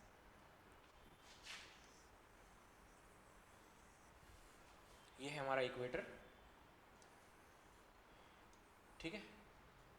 अगर यहाँ पर बहुत ज़्यादा ऊंचाई पर कोई सैटेलाइट है तो जरूरी नहीं वो सिर्फ इक्वेटर को ही कैटर करे, उसके एंटीना को थोड़ा सा टिल्ट करेंगे तो मेजर एरिया ही कवर कर लेगा।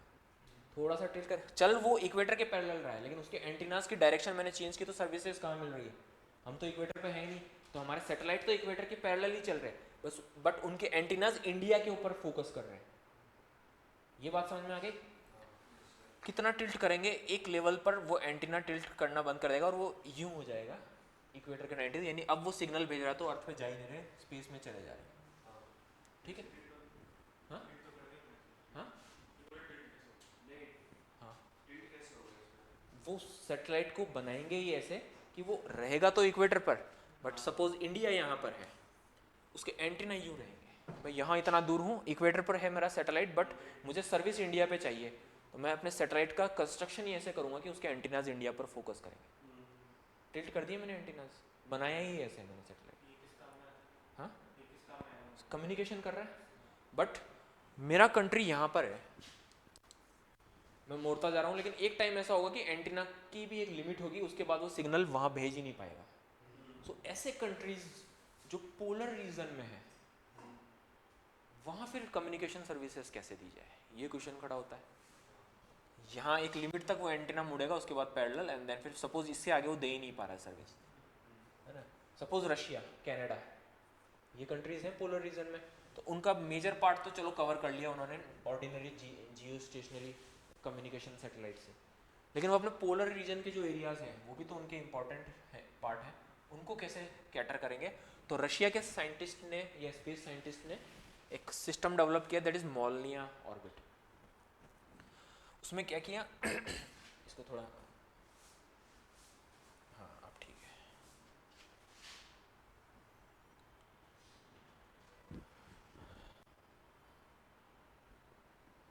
नहीं जाने दो।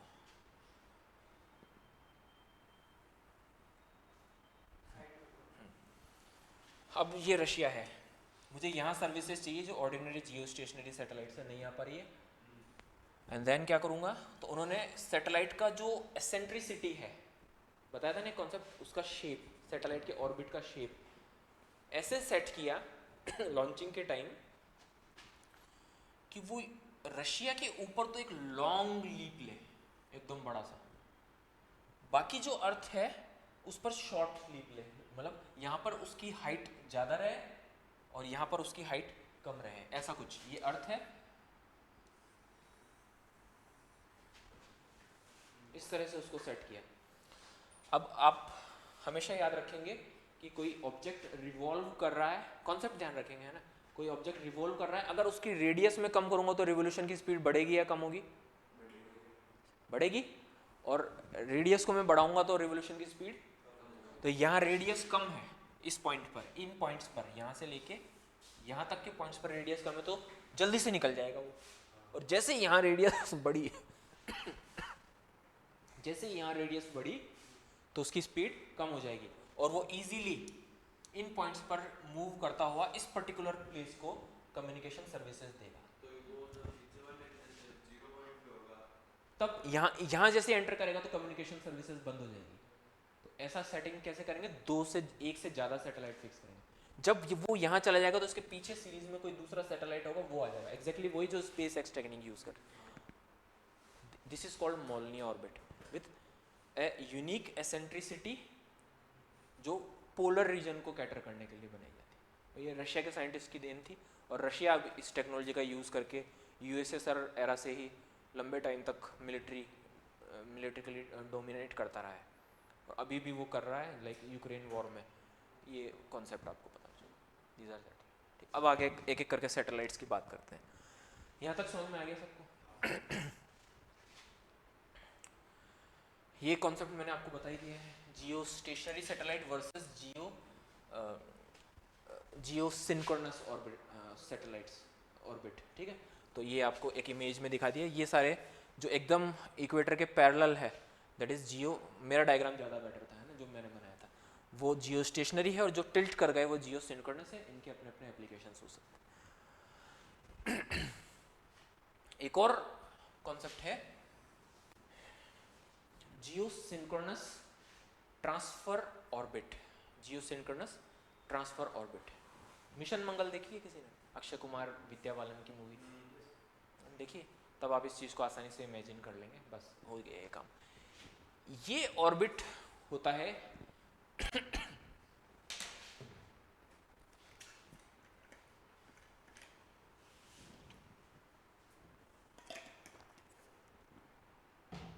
ये ऑर्बिट कैसे काम करता है देखिए, आपने जो जियो सिंक्रोनस ऑर्बिट या जियो स्टेशनरी ऑर्बिट देखा तो उनकी हाइट बहुत ज़्यादा है, 36,000 किलोमीटर्स। इतना आसान नहीं है। अगर आप रॉकेट को डायरेक्ट लॉन्च करेंगे तो उस रॉकेट में बहुत ज़्यादा फ्यूल रिक्वायरमेंट रहेगी। सिमिलरली आप डीप स्पेस मिशंस को लॉन्च करते हैं, मून मिशन हो गया, मार्स मिशन हो गया, सोलर मिशंस हो गए, या और भी बहुत सारे डीप स्पेस मिशंस हैं जो यूएसए भी करता है, इंडिया भी करता रहा है, ठीक है। Chandrayaan, Mars orbiter mission, Aditya mission है अभी। रॉकेट डायरेक्ट लॉन्च नहीं होता है, ठीक है, क्योंकि अगर आप डायरेक्ट लॉन्च करेंगे तो आपको बहुत हैवी पावरफुल लिफ्ट फोर्स वाला रॉकेट चाहिए जो सीधा आपको सारे ग्रेविटेशनल फोर्स को तोड़ के सीधा आपको ले जाए, और उससे आपके प्रोजेक्ट की कॉस्ट बढ़ जाएगी। और इसरो माना ही किस लिए जाता है इस दुनिया में, फेमस ही क्यों है, लो कॉस्ट प्रोजेक्ट बनाने के लिए। तो इसरो इस चीज़ को बहुत परफेक्टली करता है, इस काम को। कैसे करता है देखिएगा। सपोज हमारी अर्थ है और हमें यहाँ कहीं, या तो ये कोई जियो सिंक्रोनस ऑर्बिट है या मून है या मार्स है, यहाँ मुझे भेजना है जो बहुत दूर 36,000 या इससे ज़्यादा डिस्टेंस पर मौजूद है। मैंने अपना सैटेलाइट लॉन्च किया एंड देन एक ऑर्बिट जो मीडियम अर्थ ऑर्बिट हो सकता है वहाँ पर इसको फिक्स कर दिया और वो यहाँ चक्कर लगाना शुरू कर देता है, लेकिन मुझे भेजना कहाँ है, वहाँ। तो आपने इमेजिन किया है कभी, एक पत्थर कल भी हमने धागे से बांधा था एंड देन यू किया और मुझे दूर कहीं डेविड एंड गोलियथ है ना, कि स्टोरी पढ़ी होगी, डेविड जो होते हैं वो गोलिथ नाम का एक राक्षस होता है, उसको मारना था, तो वो क्या करते थे। और इसी तरह हमारे राजस्थान में भी स्पेशली महाराणा प्रताप की स्टोरीज आप पढ़ेंगे तो उनके साथ जो ट्राइबल्स होते थे तो वो एक वेपन यूज़ करते थे, वो उसमें एक लेदर की एक वो होती थी, उसमें पत्थर बांधते थे देन छोड़ते थे और वो दूर जाके किसी के सर पे लगता था, है।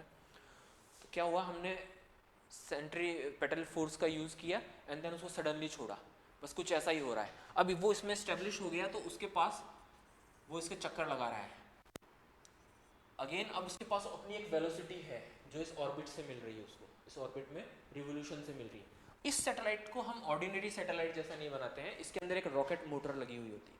एक पर्टिकुलर मोमेंट पर आकर वो रॉकेट मोटर एक टाइम के लिए फायर करते हैं, हल्का सा फायर करते ही ये वेलोसिटी और रॉकेट मोटर की वेलोसिटी का यूज करके वो अपर ऑर्बिट में चला जाता है एंड देन फिर यहाँ पर मूव कर रहा है, फिर फायर करेंगे, फिर वो और अपर ऑर्बिट में चला जाएगा,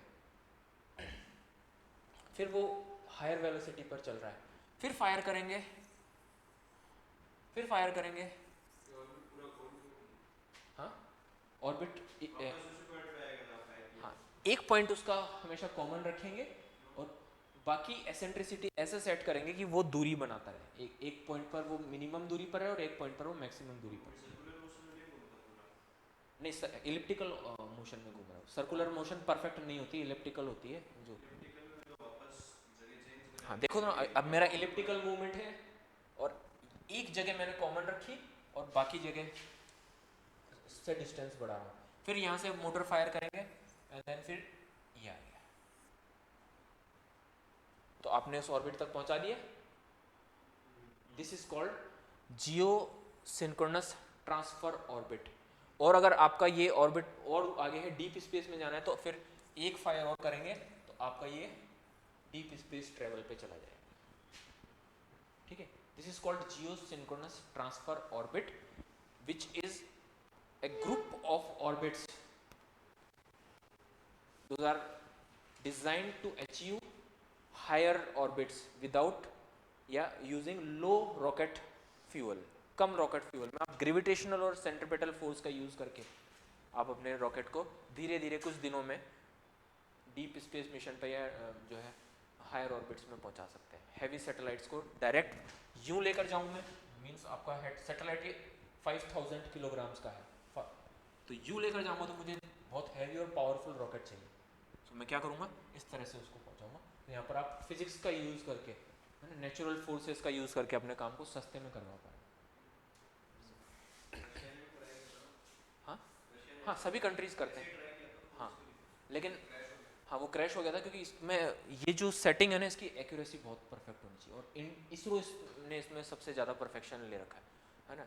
उन्होंने बहुत परफेक्टली किया था मार्स ऑर्बिटर मिशन को, जिसको एक साइंटिस्ट ने, यूरोपियन स्पेस एजेंसी का साइंटिस्ट ने बताया था कि इंडिया ने जो मार्स ऑर्बिटर मिशन फिक्स किया है कि ये मार्स है, अब ये आया और इस स्पीड के साथ सेट करके इसको भेजा कि ये आगे नहीं जाएगा, मार्स के चक्कर लगाना शुरू कर देगा, इतना परफेक्शन।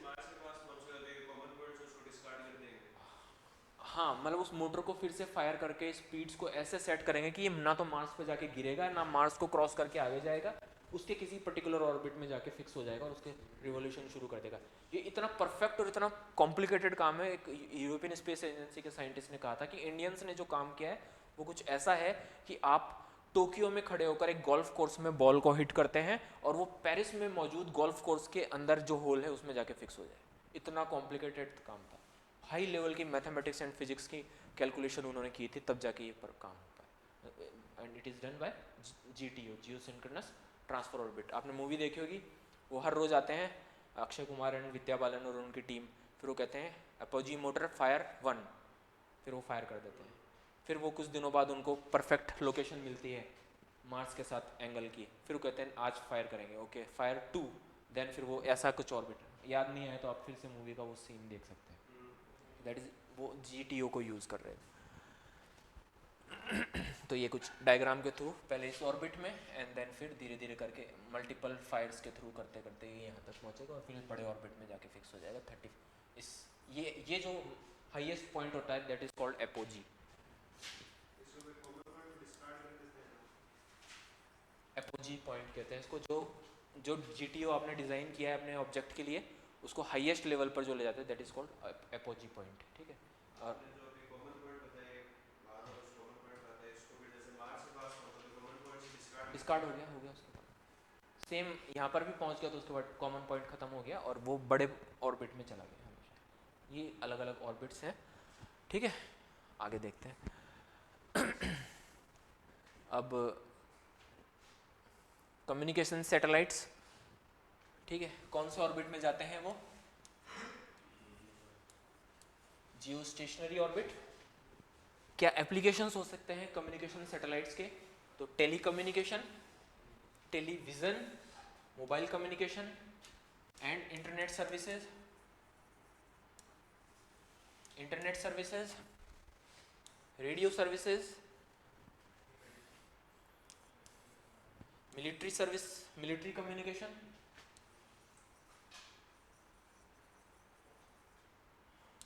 मिलिट्री कम्युनिकेशन, इसके लिए स्पेशल लाइंस बनाई जाती है।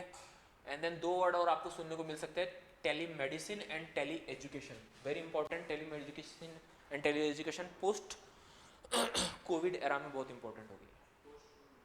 यस, टेली एजुकेशन लाइक हम इंटरनेट, एक टीचर एक दूर रिमोट एरिया में बैठा है, एक एरिया में बैठा है और स्टूडेंट कहीं दूर बैठा हुआ है और हम कम्युनिकेट कर रहे हैं, so that is called tele education. Online batches आपने सुने ही होंगे, है ना।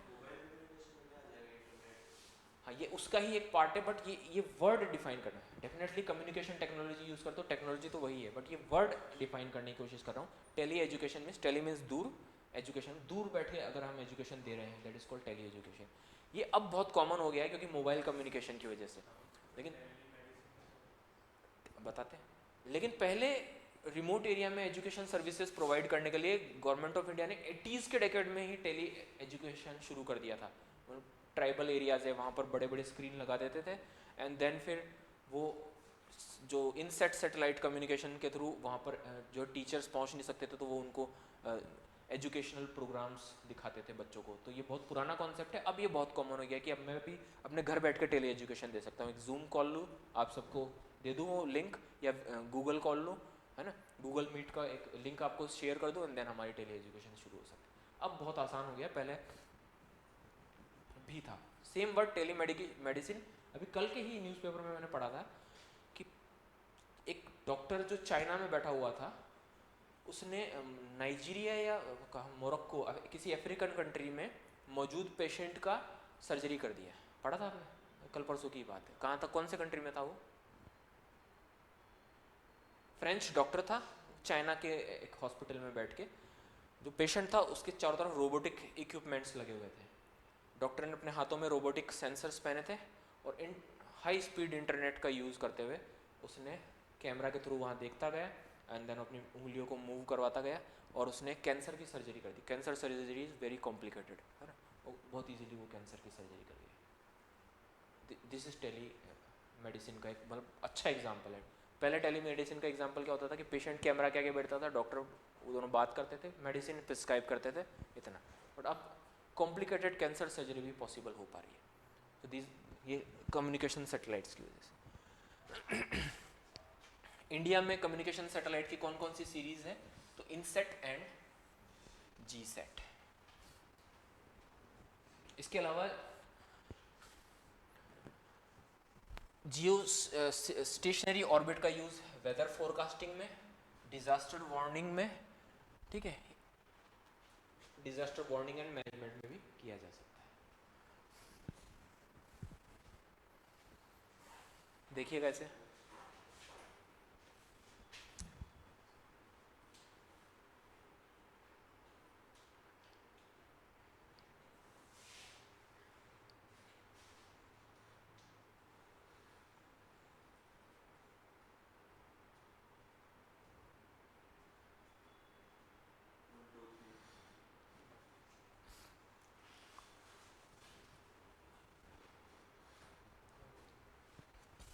पॉल्यूशन ने बिल्कुल हालत खराब कर दी। जियो स्टेशनरी जियो सिंक्रोनस का एक टाइप है। ऑर्बिट सर्कुलर ही हो जाएगा, है ना, इलिप्टिकल रहेगा इन, क्योंकि वो स्टेशनरी तो सर्कल के साथ ही चलेगा वो हमेशा, है ना। ये आप इमेजिन कर सकते हैं आराम से। प्लेन ऑफ अर्थ इक्वेटर, अर्थ के इक्वेटर के एकदम सामने है ना, तो प्लेन है, पैरेलल है, उसको बस यही है पूरा कि आपको कॉन्सेप्ट अगर पता है और वो आपके स्टेटमेंट को बहुत चेंज कर देगा, बहुत अजीब सा कुछ वर्ड लाएगा, लेकिन उस कॉन्सेप्ट अगर आपको पता है तो उस वर्ड को आप इमेजिन कर लेंगे आराम से। हाँ ये पी वाई क्यू है ना, एंड देन ये गलत है, ये हाइट इन्होंने गलत लिखा है, सो ये स्टेटमेंट इज रॉन्ग, ठीक है।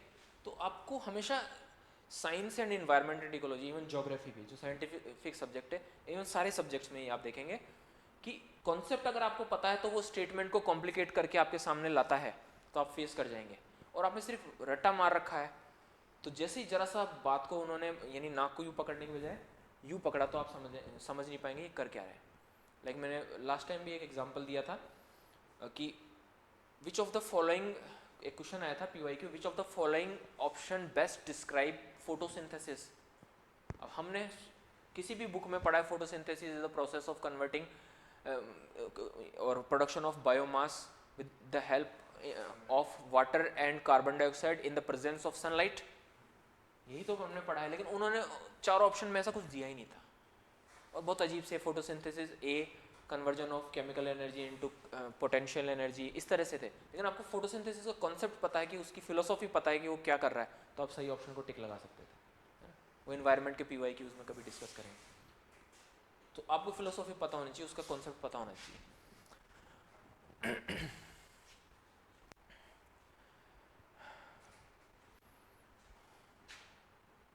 ये कुछ स्पेशल अलग जो है सैटेलाइट्स हैं इंडिया के, जो मिशंस हैं, उनके बारे में आपको पता होना चाहिए, जो स्पेस अर्थ के स्टडी से रिलेटेड नहीं है, या अर्थ पर कोई सर्विस प्रोवाइड करने से रिलेटेड नहीं है, रादर ये रिलेटेड है आपका स्पेस एक्सप्लोरेशन से रिलेटेड, लाइक मून की स्टडी करने से रिलेटेड, मार्स की स्टडी करना, सन की स्टडी करने से रिलेटेड।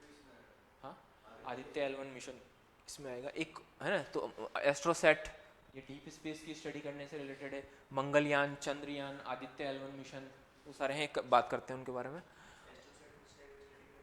हाँ, ये जो स्पेस और आपका जो सोलर सिस्टम के जितने भी ऑब्जेक्ट्स हैं, सेलेस्टियल बॉडीज़ हैं, डीप स्पेस में जो भी आप लाइक एक्सोप्लैनेट्स है ना, कॉमेट्स, इन सबको स्टडी करने से रिलेटेड है। ये एक्सपेरिमेंटल सैटेलाइट का एक टाइप होता है जो पर्टिकुलर एक्सपेरिमेंट करने के लिए, रिसर्च करने के लिए बनाए जाते हैं, लाइक क्लाइमेट स्टडी, एटमॉस्फेयर की स्टडी करने से रिलेटेड ये सैटेलाइट्स हो सकते हैं, ठीक है। ये एक्सपेरिमेंटल सैटेलाइट होते हैं, ठीक है। इसके बाद एक और टाइप आता है स्मॉल सैटेलाइट, जिनका वेट जो होता है 500 किलोग्राम्स होता है। इस कैटेगरी के सैटेलाइट्स जो है स्मॉल सैटेलाइट होते हैं, और इनका भी अलग अलग रिसर्च या एक्सपेरिमेंटल पर्पज से इनको बनाया जाता है। हाँ, रिसर्च एंड एक्सपेरिमेंटल पर्पज से स्मॉल सैटेलाइट है, कोई यूनिवर्सिटी ने बनाया है, हाँ स्पेस में ही, ठीक है। ये वेट के बेसिस पर इनका कुछ है, ठीक है। एकेडमिक अगेन ये बहुत छोटे सैटेलाइट्स हो सकते हैं, नैनो या पीको मीन्स कुछ kilogram, some kilogram, 1 kilogram, 2 kilogram, 5 kilogram, 10 kilogram तक की इनकी वेट हो सकता है। और ये यूनिवर्सिटीज़ के स्टूडेंट्स को सैटेलाइट बनाने के लिए ट्रेनिंग देने के लिए ये बनाए जाते हैं। बिल्कुल, वो ऑर्बिट में चक्कर काटते हैं ऑर्बिट में। इस तरह के सैटेलाइट IITs, दिल्ली यूनिवर्सिटी के स्टूडेंट्स बनाते हैं, और फिर इसरो जब भी कोई मिशन भेजता है तो इन सैटेलाइट्स को ले जा करके भी फिक्स करता है। देखिए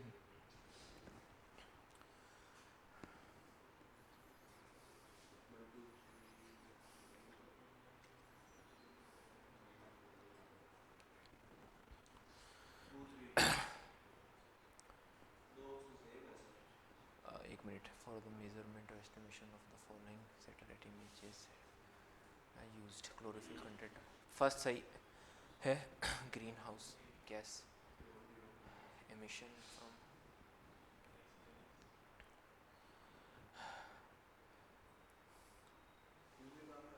हाँ हाँ बिल्कुल सही, ये ऑप्शन सेट नहीं है, ये टाइपिंग कोई मिस्टेक हो सकती है, ये 1 2 3 हो सकते हैं ना, 1 2 3, ठीक है। आगे एक और कॉन्सेप्ट है important, that is navigation. Navigation क्या है, मैंने आपको बताया था कि कोई भी ऑब्जेक्ट अर्थ सरफेस पे या फ्लाई कर रहा है, ठीक है, उसको उसकी altitude, position, longitude, latitudes and उसका टाइम जोन उसको बता दे, तो this kind of service is called navigation services. और ये बहुत इंपॉर्टेंट होती है सी नेविगेशन में, एयरक्राफ्ट्स के लिए और मिलिट्री ऑपरेशंस के लिए बहुत इंपॉर्टेंट रोल प्ले करती है। कारगिल, अब इंडिया के पास दो तरह की सर्विसेज हैं, वन इज गगन जो पार्शली जो है यूएसए से कुछ सर्विसेज लेकर उनको ऑगमेंट करके एंड देन फिर यूज़ करती है, वो सिविल एविएशन के लिए यूज़ की जाती है। सेकंड इज नाविक जो सिविल के लिए भी यूज़ की जाती है, या IRNSS कहा जाता है जिसे, एंड वो मिलिट्री के पर्पस से भी यूज़ की जाती है। तो अब इसकी ज़रूरत क्यों पड़ी और डायरेक्ट हम GPS सिग्नल्स को क्यों नहीं ले सकते हैं पब्लिक के लिए जो यूज़ किया जा रहा है? दो तरह के ट्रांसपोर्ट हो सकते हैं, पब्लिक ट्रांसपोर्ट जिसको आप सिविल ट्रांसपोर्ट कहेंगे, उसमें लोग जा सकते हैं, लोगों का सामान वगैरह ट्रांसपोर्ट किया जा सकता है ट्रक्स में, और दूसरा मिलिट्री है ना, मिलिट्री ट्रांसपोर्ट, उसमें फिर सिविलियंस एंटर नहीं होते हैं, फिर वो पर्टिकुलर सर्विस मिलिट्री के लिए होती है और वो उनको एडवांस लेवल पर सर्विस दी जाती है। सपोज आपका ये हाईवे है जो आपको पाकिस्तान बॉर्डर पे लेके जाता है, आप बस में बैठे और वहाँ के किसी सिटी जैसलमेर, बीकानेर, बाड़मेर चले जाएंगे, बीच में कुछ हर्डल्स भी आते हैं तो आपको रुकना पड़ेगा, है ना। मान लीजिए लोगों ने रास्ता रोक रखा तो आपकी बस वेट करेगी, ट्रैफिक जाम हो गया तो वेट करेंगे, है ना। लेकिन सपोज कीजिए जयपुर से मिलिट्री कॉन्वॉय चलता है, उसको जैसलमेर जाना है, वो हाईवे पे चलेगा तो उसको स्पेशल सर्विसेज मिलेगी, रोड उसके लिए क्लीन रहेगी, है ना, और इस तरह का सेटअप किया जाएगा कि वो ज़्यादा फास्ट स्पीड से चल के अपने टारगेट तक पहुंच जाए। क्यों? क्योंकि उनको स्पेशल सर्विसेज चाहिए होती है नेशनल सिक्योरिटी से रिलेटेड। इसकी ज़रूरत क्यों पड़ी? सिविल एविएशन में नेविगेशन टेक्नोलॉजी डेवलप करने की ज़रूरत इसलिए पड़ी क्योंकि हम डायरेक्ट GPS से अगर सर्विसेज लेते हैं तो हमें बहुत सारा पेमेंट करना पड़ता है उनको। अगर हम अपना सिस्टम डेवलप कर लें तो वो हमारे लिए बेटर है, स्पेशली इंडिया जैसे कंट्री के लिए। दूसरा, मिलिट्री नेविगेशन की ज़रूरत क्यों पड़ी? तो पहले इंडिया USA से GPS सिग्नल्स परचेज करता था अपने मिलिट्री के लिए, यानी इंडिया की मिलिट्री को जब भी नेविगेशन सर्विसेज चाहिए होती थी तो USA के GPS सैटेलाइट्स जो 24 समथिंग या 36 समथिंग है उनसे अपने सिग्नल्स लेते थे एंड वो अपना काम करते थे। ओके, कारगिल वॉर के टाइम USA ने क्या किया था कि उन सिग्नल्स को इंडिया के लिए बंद कर दिया था। क्यों? क्योंकि USA समहाउ पाकिस्तान को सपोर्ट करता रहा है कारगिल वॉर तक, और उसके बाद फिर पाकिस्तान को सपोर्ट करना बंद कर दिया 9/11 अटैक के बाद। तो उस टाइम तक जो है इंडिया GPS पर डिपेंड करता था, लेकिन कारगिल वॉर के दौरान USA ने GPS सर्विसेज इंडिया की बंद की। उसकी वजह से उस टाइम के प्राइम मिनिस्टर और अटल बिहारी वाजपेयी और उस टाइम के president of India doctor Abdul Kalam ने ये डिसाइड किया कि अब इंडिया के पास अपना नेविगेशन सिस्टम होना चाहिए। तो इस कंटेक्स्ट में इंडिया ने दो तरह के नेविगेशन सिस्टम डेवलप किए 2000 गगन, GPS added geo augmented navigation. अब इसमें क्या किया उन्होंने, GPS से सिग्नल लिए लेकिन लो कॉस्ट सिग्नल लिए, ज़्यादा प्रिसाइज सिग्नल्स नहीं लिए। तो उसके लिए हाँ, ये USA का है, USA का है, उससे लो कॉस्ट सिग्नल लिए, फिर अपने सैटेलाइट लॉन्च किए। ठीक है, ये इंडियन सैटेलाइट से 4 सैटेलाइट, उन सैटेलाइट से इन जो है GPS सैटेलाइट, सॉरी ये है इंडिया के सैटेलाइट और ये GPS सैटेलाइट है, ठीक है, ये GPS सैटेलाइट है, इनके सिग्नल्स को लिया, उन सिग्नल को इंडिया के जियो स्टेशनरी सैटेलाइट से के सिग्नल्स के साथ मिक्स किया और ज़्यादा प्रिसाइज लोकेशन अचीव कर ली। मीन्स लो कॉस्ट सिग्नल्स वो लिए, ये सपोज एक एयरक्राफ्ट है, इसकी पोजीशन की कुछ एरर के साथ पोजीशन निकाली एंड देन फिर उस पोजीशन को और इंडिया के जो जियो स्टेशनरी सैटेलाइट है उसकी पोजीशन के साथ उसको मैच करवाया एंड देन फिर उसकी प्रिसाइज पोजीशन कैलकुलेट कर ली। यानी डायरेक्ट इनसे प्रिसाइज पोजीशन निकालने के बजाय इनसे लो या एरर वाली पोजीशंस ली, उसको अपने सैटेलाइट से और ज़्यादा रिफाइन किया, है ना, और रिफाइन करके उस रॉ डाटा को प्रिसाइज डाटा में कन्वर्ट कर लिया और अपनी सर्विसेज शुरू कर दी। This is called GPS aided geo augmented navigation, ठीक है, दिस इज गगन। और ये किसके लिए यूज किया जाता है? तो सिर्फ सिविल एविएशन के लिए यूज किया जाता है। हाँ, ले रहे हैं। और यूएसए इसको कभी बंद भी नहीं करेगा कि सिविल एविएशन से यूएसए को कोई प्रॉब्लम होती भी नहीं है, ठीक है। यूएसए इसको कभी भी बंद नहीं करेगा। सिविल एविएशन के लिए सारी दुनिया के कंट्रीज जो है सिविल एविएशन को सेफ और सिक्योर बनाने के लिए सारे कंट्रीज सपोर्ट करते हैं, इसलिए हर हाँ हाँ एक सैटेलाइट हमारा और बाकी उनके, एक नहीं ज़्यादा है, और एक सैटेलाइट और जीपीएस के 4 सैटेलाइट के साथ मिलकर प्रिसाइज लोकेशन लेता है। यहाँ पर रॉ मटेरियल के फॉर्म में इन्होंने इनसे डाटा लिया और उसको फिर रिफाइन किया अपने सैटेलाइट से और इसकी प्रिसाइज लोकेशन निकाल दी। और ये सिविल एविएशन के फील्ड में, यानी जो सिविल एयरक्राफ्ट्स उड़ते हैं, है ना, आप जो भी ट्रैवल कर रहे हैं उसमें किया जाता है। नहीं, इसको नहीं करेगा क्योंकि सिविल एयरक्राफ्ट्स को गिरा के किसी को क्या फ़ायदा। और सभी कंट्रीज़ बाउंडेड हैं एक ट्रीटी के थ्रू कि भाई सभी एयरक्राफ्ट्स जो है सिविल एयरक्राफ्ट है उनको सिक्योर बनाएंगे। इसलिए आप देखेंगे कि किसी भी कंट्री में आप जाएंगे वहाँ कुछ भी प्रॉब्लम, लाइक आप पाकिस्तान में भी जाएंगे तो पूरे पाकिस्तान की सिक्योरिटी सिचुएशन ख़राब है, बट आप एयरपोर्ट में सेफ फील करेंगे ताकि कोई प्लेन हाईजैक ना हो सके, कोई प्लेन को ब्लास्ट ना कर सके। ये एक ट्रीटी है, यूनाइटेड नेशन के सभी कंट्रीज आपस में एक दूसरे को इस मैटर में कोऑपरेट करते हैं, तो यहाँ कोई इशू नहीं है। तो ये गगन है, airport authority of India and ISRO, इन दोनों ने मिलकर इस सिस्टम को डेवलप किया है, ठीक है। सैटेलाइट बेस्ड ऑगमेंटेड सिस्टम है, मीन्स आप रॉ डाटा को ऑगमेंट करके बेटर बना के अपना नेविगेशन कर रहे हैं, ठीक है। इसमें जीसैट सीरीज के सैटेलाइट यूज़ किए गए हैं, ये बात आपको पता होनी चाहिए। एंड देन फिर सिविल एविएशन का के लिए है। अब सिविल एविएशन के कुछ भी यूज़ हो सकते हैं, वो उसके अंदर हो सकता है। जीसैट एक कम्युनिकेशन सैटेलाइट्स की सीरीज है, जियो सिंक्रोनस और जियो स्टेशनरी ऑर्बिट्स में जाती है, तो उस सीरीज़ के सैटेलाइट इसमें यूज़ किए जा रहे हैं। एंड देन फिर IRNSS, Indian regional navigation satellite system, IRNSS, जिसको शॉर्ट में नाविक भी कहा जाता है, नाविक नेविगेशन सैटेलाइट सिस्टम भी कहा जाता है। इसमें क्या होता है, जब कारगिल वॉर के बाद इंडिया को स्पेशल मिलिट्री नेविगेशन की ज़रूरत महसूस हुई, तब फिर इंडिया ने जो है इसरो ने इस प्रोजेक्ट पर काम करना शुरू किया। देखिए कितने सैटेलाइट हैं इसमें, 3 सैटेलाइट तो जियो स्टेशनरी ऑर्बिट में है, जो एग्जैक्ट अपनी लोकेशन फिक्स रखते हैं फोकस की, and 4 satellites Jio synchronous orbit में मौजूद है, ठीक है। और इस तरीके से ये क्या क्या काम करता है, कंप्लीट इंडिया में नेविगेशन सर्विसेज प्रोवाइड कर सकता है। मीन्स हमारा जो जोग्राफिकल एरिया है, यहाँ से लेकर के ये जो पूरा जोग्राफिकल एरिया है ना, ये म्यांमार का ज़बरदस्ती मैंने कॉन्कर कर लिया उसको रहना तो वहीं रहना, तो बहुत अनस्टेबल कंट्री है, उसे नहीं लेंगे, है ना। अब बांग्लादेश आ गया, लेकिन कोई बात नहीं। हाँ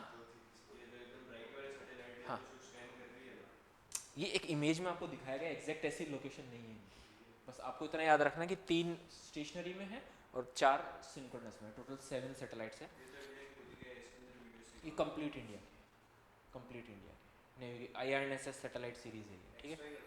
हाँ हाँ, उसके बाद देखिए 1500 किलोमीटर्स बियॉन्ड द बॉर्डर्स, यानी इंडिया की बॉर्डर्स तो कवर करेगा, उसके बाद इंडिया के चारों तरफ 1500 किलोमीटर्स तक का एरिया भी कवर करेगा, ताकि ओशन नेविगेशन भी कर सके। नेवल शिप इंडिया की बॉर्डर में तो नहीं चलते हैं, काफ़ी आगे तक जाते हैं, तो 1500 किलोमीटर्स इंडिया के कोस्ट से आगे अगर कोई नेवी शिप जा रहा है वो कंप्लीट इंडिया के सैटेलाइट नेविगेशन पे काम करेगा। सिमिलरली अगर इंडिया किसी एरिया में ऑपरेशन कर रहा है, मिलिट्री ऑपरेशन कर रहा है, तो 1500 किलोमीटर अंदर तक इंडिया का कोई फाइटर जेट जाता है या मिलिट्री बटालियन जाती है, उसको नेविगेशन के लिए जीपीएस पे डिपेंड करना नहीं पड़ेगा, कंप्लीटली इंडियन सैटेलाइट से वो अपना नेविगेशन कर लेगा। कुल मिलाकर बात यह है कि इंडिया अपने मिलिट्री नेविगेशन के लिए सेल्फ डिपेंड होगा। 1500 किलोमीटर से आगे इंडिया कभी जाएगा भी, क्योंकि इंडिया की पॉलिसी भी नहीं कि हम किसी दूसरे कंट्री को जाके कॉन्कर करके उसका एरिया कैप्चर कर ले, जो भी इश्यूज़ है वो आसपास में ही है। सो ये इतनी सर्विसेज यूएसए के ऑपरेशन चलते हैं पूरी दुनिया में, है ना, सच बात है ये। यूएसए है वहाँ और उसके नेवी स्टेशंस इंडियन ओशंस में भी मौजूद है ना, मालदीव्स के आसपास भी है, हर जगह मौजूद है, ऑस्ट्रेलिया में मौजूद है, गल्फ कंट्रीज में। तो यूएसए को पूरी अर्थ को कवर करने की जरूरत है, बट इंडिया एक ग्लोबल पावर नहीं है, इंडिया रीजनल पावर मानता है अपने आप को। आप आईआर पढ़ेंगे ना, इंडिया अपने आप को कंसीडर करता है एक रीजनल पावर। तो रीजन को कवर करने के लिए ये 1500 बियॉन्ड द बॉर्डर अपनी मिलिट्री नेविगेशन कर सकता है। Extremely accurate, I means 20 metre का, या मैंने पढ़ा था 20 मीटर का एरर आ जाता है, यानी उनको लोकेट करना है कि मैं कहाँ खड़ा हूँ। मेरे पास एक मेरा डिवाइस है जिससे मैं अपने आप को पता कर रहा हूँ, मैं पता करना चाहता हूँ, तो वो सैटेलाइट मुझे अपनी एग्जैक्ट लोकेशन से 20 मीटर के अंदर अंदर लोकेट कर देगा। ये बहुत प्रिसाइज लोकेशन होती है, स्पेशली मिलिट्री पर्पज से या सिविल नेविगेशन से भी 20 मीटर काफ़ी होता है। विद इन 20 मीटर मेरी लोकेशन बता देगा, एक्यूरेट है, ठीक है। जीपीएस रिसीवर्स की ज़रूरत नहीं है, हाँ एकदम एग्जैक्ट नहीं बता देगा आप इसे। थोड़ी एरर तो आएगी, एग्जैक्ट लोकेशन नहीं बताते, ठीक है। जीपीएस रिसीवर्स नहीं है, ठीक है। स्टैंडर्ड पोजीशनिंग सर्विस, दो तरह की सर्विस देता है, एक तो थोड़ी एरर के साथ, वो सिविलियंस के लिए, और एग्जैक्ट और ज़्यादा एक्यूरेट पोजीशनिंग सर्विस होती है, that is standard positioning service, वो मिलिट्री के लिए, आपके फाइटर जेट, नेवी शिप्स या मिलिट्री बटालियंस के लिए, ठीक है। सिविल यूजर्स के लिए भी ये ओपन होता है, और ये 20 मीटर की एक्यूरेसी जो मैंने बताया आपको वो आती है, ठीक है। 4 सैटेलाइट्स, 3 सैटेलाइट्स का ये कॉन्सेप्ट है, ये आपको पता होना चाहिए। और इस तरीके से IRNSS इंडिया को कंप्लीट रीजनल नेविगेशन प्रोवाइड करता है। सिविल कैसे यूज कर सकते हैं, तो मिलिट्री में नहीं, सिविल भी करते हैं, कुछ इसके ऐप्स आते हैं, सिविलियंस भी कर रहे हैं, जैसे गवर्नमेंट डिपार्टमेंट्स होते हैं, रिमोट एरियाज़ में जो काम कर रहे होते हैं, तो वो भी इसको यूज़ करते हैं। लाइक नॉर्थ ईस्ट में जो रिमोट एरियाज, जो बॉर्डर रीजन्स है, जहाँ पर बहुत सारे सिविल अथॉरिटीज़ भी काम करती है, like border road construction authority, और वहाँ के जो डिस्ट्रिक्ट एडमिनिस्ट्रेशंस हैं रिमोट एरियाज़ में, जहाँ भी स्पेशली ट्राइबल एरियाज़, वहाँ पर जो है गवर्नमेंट अथॉरिटीज़ इसको यूज़ करती है, ठीक है। ये क्या है, ठीक है, ये सारी जानकारी हमने दे दी है, ठीक है। इसके अलावा देखिए एक और पैटर्न देखा गया है यूपीएससी में, या मैंने अपने लेवल पर इसको ऑब्जर्व किया है, और उन्होंने भी किया होगा, शायद आप भी PYQs देखेंगे तो करेंगे। जब भी कोई एडवांस टेक्नोलॉजी जो इंडिया बना लेता है सक्सेसफुली, है ना, किसी पर्टिकुलर एरिया में, और वो टेक्नोलॉजी दुनिया में कुछ लिमिटेड कंट्रीज़ के पास ही है, तो आपको उनकी जानकारी होनी चाहिए। लाइक सपोज कीजिए इंडिया ने अपना नेविगेशन सिस्टम उस साल बनाया, और कौन कौन से कंट्रीज़ अपना अपना नेविगेशन सिस्टम रखते हैं, USA, Japan, China and European Union, 4, only 4। So question आ गया कि which of the following countries have their own navigation systems, 1 2 3 4, and then option was 1 2 2 3 2 3, इस तरीके से। इसी तरह क्वेश्चन पूछा गया, इंडिया ने जब अपना मिसाइल डिफेंस सिस्टम कंप्लीट कर लिया, तो सवाल कर लिया गया कि which of the following countries have their own missile indigenous missile defence system. इस नेचर पर सवाल की क्वेश्चन किए जाते हैं यूपीएससी में। तो अब आपको पता होना चाहिए लाइक नेविगेशन सिस्टम किन किन कंट्रीज़ के पास है, ये आपको अपने आप ही पता चलने लगेगा जब आप न्यूज़पेपर एनालिसिस करेंगे, कोई नई टेक्नोलॉजी इंडिया ने डेवलप कर ली है। सो या तो द हिंदू को आप देखेंगे तो उसमें ऐसा ही, ये भी द हिंदू से ही लिया गया है, ऐसा कुछ ग्राफिक्स बना के दे देंगे, एंड देन एक कॉलम वो उसमें जोड़ देंगे कि ये इंडिया 5th कंट्री है इस टेक्नोलॉजी को डेवलप करने वाला, इससे पहले इन कंट्रीज़ के पास ये टेक्नोलॉजी। ये बात आपको हमेशा, ये पैटर्न आपको फॉलो करना चाहिए, इस पे क्वेश्चन बन जाते हैं, और उस टाइम हम हेल्पलेस हो जाते हैं, उस पर्टिकुलर टेक्नोलॉजी को हम पूरा स्टडी कर चुके होते हैं, और ये एक्स्ट्रा स्निपेट हम मिस कर जाते हैं, और उस केस में फिर क्या होता है, वो क्वेश्चन प्रॉब्लम क्रिएट कर देता है, स्पेशली प्रीलिम्स में। तो आपको पता होना चाहिए like global positioning system China के पास भी है ना, बेइडू, और यूरोपियन यूनियन के पास है गैलीलियो, है ना, ये सारा आपको पता होना चाहिए। सो जीपीएस टेक्नोलॉजी इसी तरह से काम करती है, 3 सैटेलाइट मिलकर के एक लोकेशन, एक पॉइंट पर फोकस करते हैं, एंड देन फिर उसकी longitude, latitude and time services उसको प्रोवाइड करवाते हैं। तो मल्टीपल सैटेलाइट, और उसके पास 36 सैटेलाइट है, पूरी अर्थ को वो कवर कर रहे थे। इस मोमेंट पे अर्थ का कोई भी एरिया ऐसा नहीं है जहाँ पर कोई जीपीएस सैटेलाइट फोकस नहीं कर रहा हो। सो उनको पूरा अर्थ से मतलब है, हमें सिर्फ हमारा area and 1500 kilometres beyond the our region. ये देखिएगा, एक क्वेश्चन पूछा गया था। जैसे क्वेश्चन दिखाने का मेरा ऑब्जेक्टिव है कि किस पैटर्न पर किस डेप्थ में वो लेकर जा रहे हैं।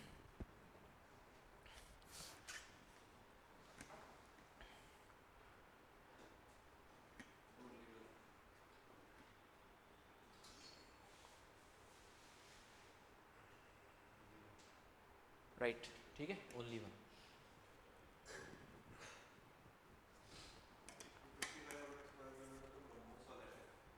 हाँ, इंडिया को जाना ही नहीं है 55 नहीं 1500 है वो। इंडिया को ग्लोबल कवरेज पे जाना ही नहीं है। हाँ, ग्लोबल कवरेज का कोई टारगेट इंडिया ने डिसाइड ही नहीं किया हुआ। सो ऐसा कोई टारगेट नहीं है, अभी हम सिर्फ 1500 पे ही जा रहे हैं। So option statement 1 is right.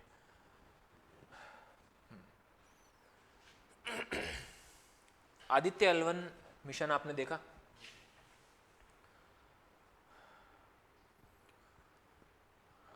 हमको सन का स्टडी करना है, सन का सरफेस का, सन के एटमॉस्फेयर का अगर स्टडी करना है, सोलर फ्लेयर्स, सन स्पॉट्स का क्या नेचर है, किस पैटर्न में वो बन रहे हैं, ठीक है, उनकी फोरकास्टिंग करना क्या पॉसिबल है, ठीक है। सन का टोटल स्टडी करने का ऑब्जेक्टिव है। ह्यूमन हमेशा से एस्ट्रोफिजिक्स में इंटरेस्ट लेता आया है, हमेशा से। इवन बेबीलोनियन एरा में भी ऐसे टैबलेट्स मिले हैं कि वो एस्ट्रोफिजिक्स में बहुत इंटरेस्ट लेते थे। तो सन को स्टडी करने के लिए कैसे करें हम?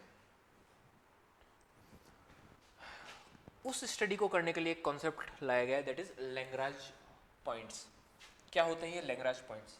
लैग्रांज पॉइंट एक ऐसा पॉइंट होता है स्पेस में जहां पर अर्थ का या दो बॉडीज हैं, दो सेलेस्टियल बॉडीज हैं, उन दोनों में ग्रेविटेशनल पुल होगा। सपोज ये अर्थ है और ये सन है। अर्थ का ग्रेविटेशनल कम है और सन का ज्यादा है। यहां अगर कोई पॉइंट होगा तो किसका ग्रेविटेशन फोर्स डोमिनेट करेगा? सन का। और यहां अगर कोई ऑब्जेक्ट है तो किसका डोमिनेट करेगा? ऐसे यहां आप मान लीजिए अर्थ का डोमिनेट कर रहा है, यहां कर रहा है, यहां कर रहा है, यहां कर रहा है। यहां से सन का डोमिनेट कर रहा है, सन का डोमिनेट कर रहा है, सन का डोमिनेट। बीच में कहीं एक ऐसी जगह आएगी जहां पर इसका वैल्यू और इसका वैल्यू एकदम इक्वल हो जाएगा ग्रेविटेशनल पुल का। और जैसे ये इक्वल होगा तो यहाँ पर ग्रेविटेशनल फोर्स का वैल्यू दोनों एक दूसरे को बैलेंस कर देंगे। सो कितना हो जाएगा? 0। तो यहाँ पर अगर कोई चीज़ मौजूद है तो ना वो इधर जाएगी ना वो इधर जाएगी, यहाँ स्टेशनरी हो जाएगी। तो लैग्रांज पॉइंट क्या है? ऐसे पॉइंट्स जहाँ दो सेलेस्टियल बॉडीज का ग्रेविटेशनल पुल एक दूसरे को काउंटर बैलेंस करके 0 कर देता है और उस पॉइंट पर कोई भी ऑब्जेक्ट स्टेशनरी बना रह सकता है, that is called Lagrange point. That is Lagrange point. ऐसे हर सेलेस्टियल अर्थ एंड है ना, बड़ा प्रॉब्लम हो रहा है ना। अर्थ एंड सन एंड पूरे सोलर सिस्टम में जितने भी प्लैनेट्स हैं उन सब के बीच में, हर सन एंड उस पर्टिकुलर प्लैनेट के बीच में कोई ना कोई लैग्रांज पॉइंट रहा होगा। लेकिन हमें उनसे मतलब नहीं है, हमें मतलब है अर्थ। हम अर्थ पे रहते हैं और हमें सन का स्टडी करना है तो हमें एक सैटेलाइट बनाना होगा, वो continuous throughout the year sun पर ही फोकस करता रहे और सन की सरफेस को स्कैन करता रहे। ऐसा पॉइंट्स हमें अर्थ के कंटेक्स्ट में ही सर्च करने हैं। तो ऐसे अर्थ और सन के बीच में 5 पॉइंट्स एग्जिस्ट करते हैं जहाँ अर्थ एंड सन का ग्रेविटेशनल पुल 0 हो जाता है। एक यहाँ, एक यहाँ पे तो बिल्कुल होता है। ऐसा होता है कि यहाँ पर भी होगा, ठीक है। एक यहाँ साइन कॉस का कॉन्सेप्ट यूज करके एक जगह यहाँ भी ऐसी मिलती है, साइन कॉस थीटा का कॉन्सेप्ट यूज करके फोर्स में जब एंगुलर फोर्स कैलकुलेट करते हैं साइन थीटा कॉस थीटा से, तो एक वैल्यू यहाँ भी मिलती है और एक वैल्यू यहाँ भी मिलती है। ये दो कैसे हो सकते हैं L3 और L2? बिल्कुल L3 भी होगा। L3 पे तो इस साइड से निकल जाता है नहीं नहीं, ऐसा कुछ ऐसा पॉइंट यहाँ निकल करके आता है जब अर्थ और सन का बैलेंस यहाँ पर 0 करेगा और यहाँ पर वो स्टेशनरी रह सकता है, ठीक है। और 4, 5, 1 एंड 2 पॉसिबल है, ठीक है। इस तरह से 5 पॉइंट्स जो हैं हमें मिलते हैं। कौन कौन से हमारे लिए यूजफुल हैं किसी सैटेलाइट को फिक्स करने के लिए, सन को स्टडी करने के लिए? 3 तो बिल्कुल नहीं, क्योंकि इतनी दूर सैटेलाइट रहेगा तो अर्थ को सिग्नल कैसे देगा, है ना। 4, 5, 1, 2 में प्रॉब्लम ये है कि, है ना, वो पीछे हो जाएगा तो, हाँ। तो एक इक्लिप्स अगर बन जाए तो सन के कोरोना को स्टडी करने के लिए 2 हो सकता है, ठीक है। लेकिन सबसे बेस्ट पॉइंट कौन सा है, इसलिए आदित्य जो मिशन है, आदित्य L1 पॉइंट पर के लिए लॉन्च किया गया, क्योंकि एक वो सन को कंटिन्यूस कर रहा है, अब इस सन की इस पार्ट को फोकस कर रहा है, देन अर्थ फिर यूं मूव करेगी तो L1 भी अर्थ के साथ यहाँ मूव कर जाएगा। सो अब वो सैटेलाइट यहाँ आ गया, देन फिर वो इस वाले पार्ट को स्कैन करेगा।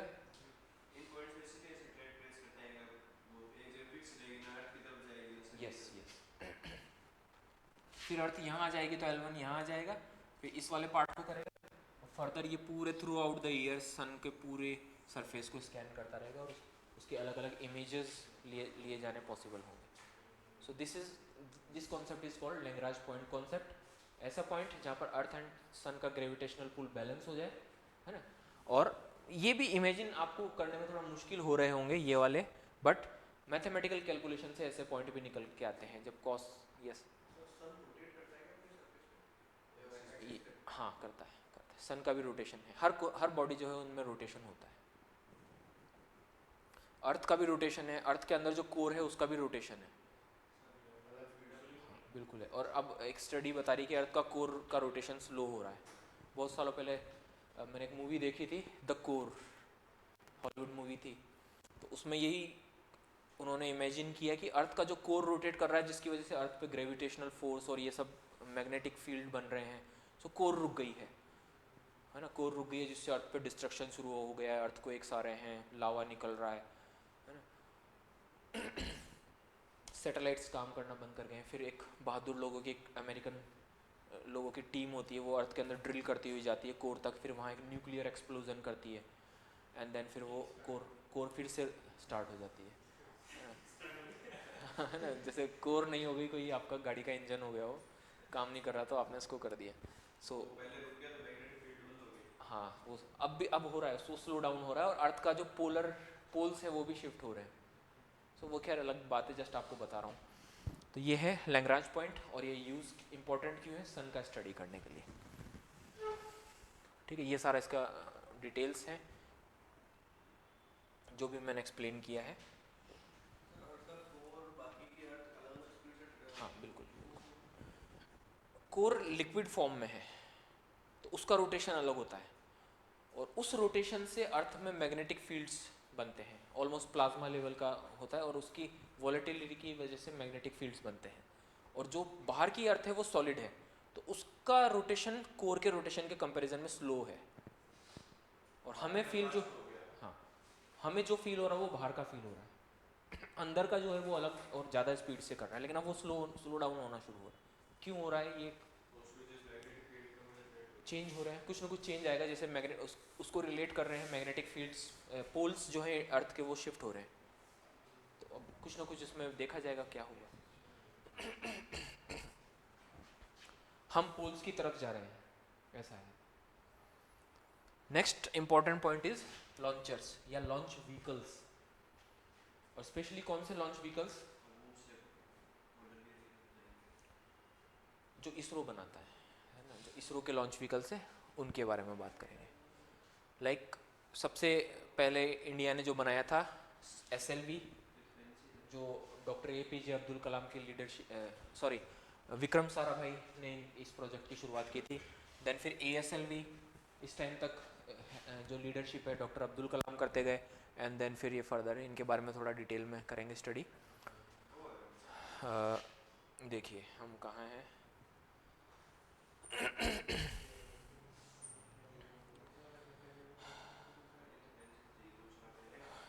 देखिए मैंने एक स्लाइड आगे लगा दी है जबकि मुझे पहले लगानी चाहिए थी।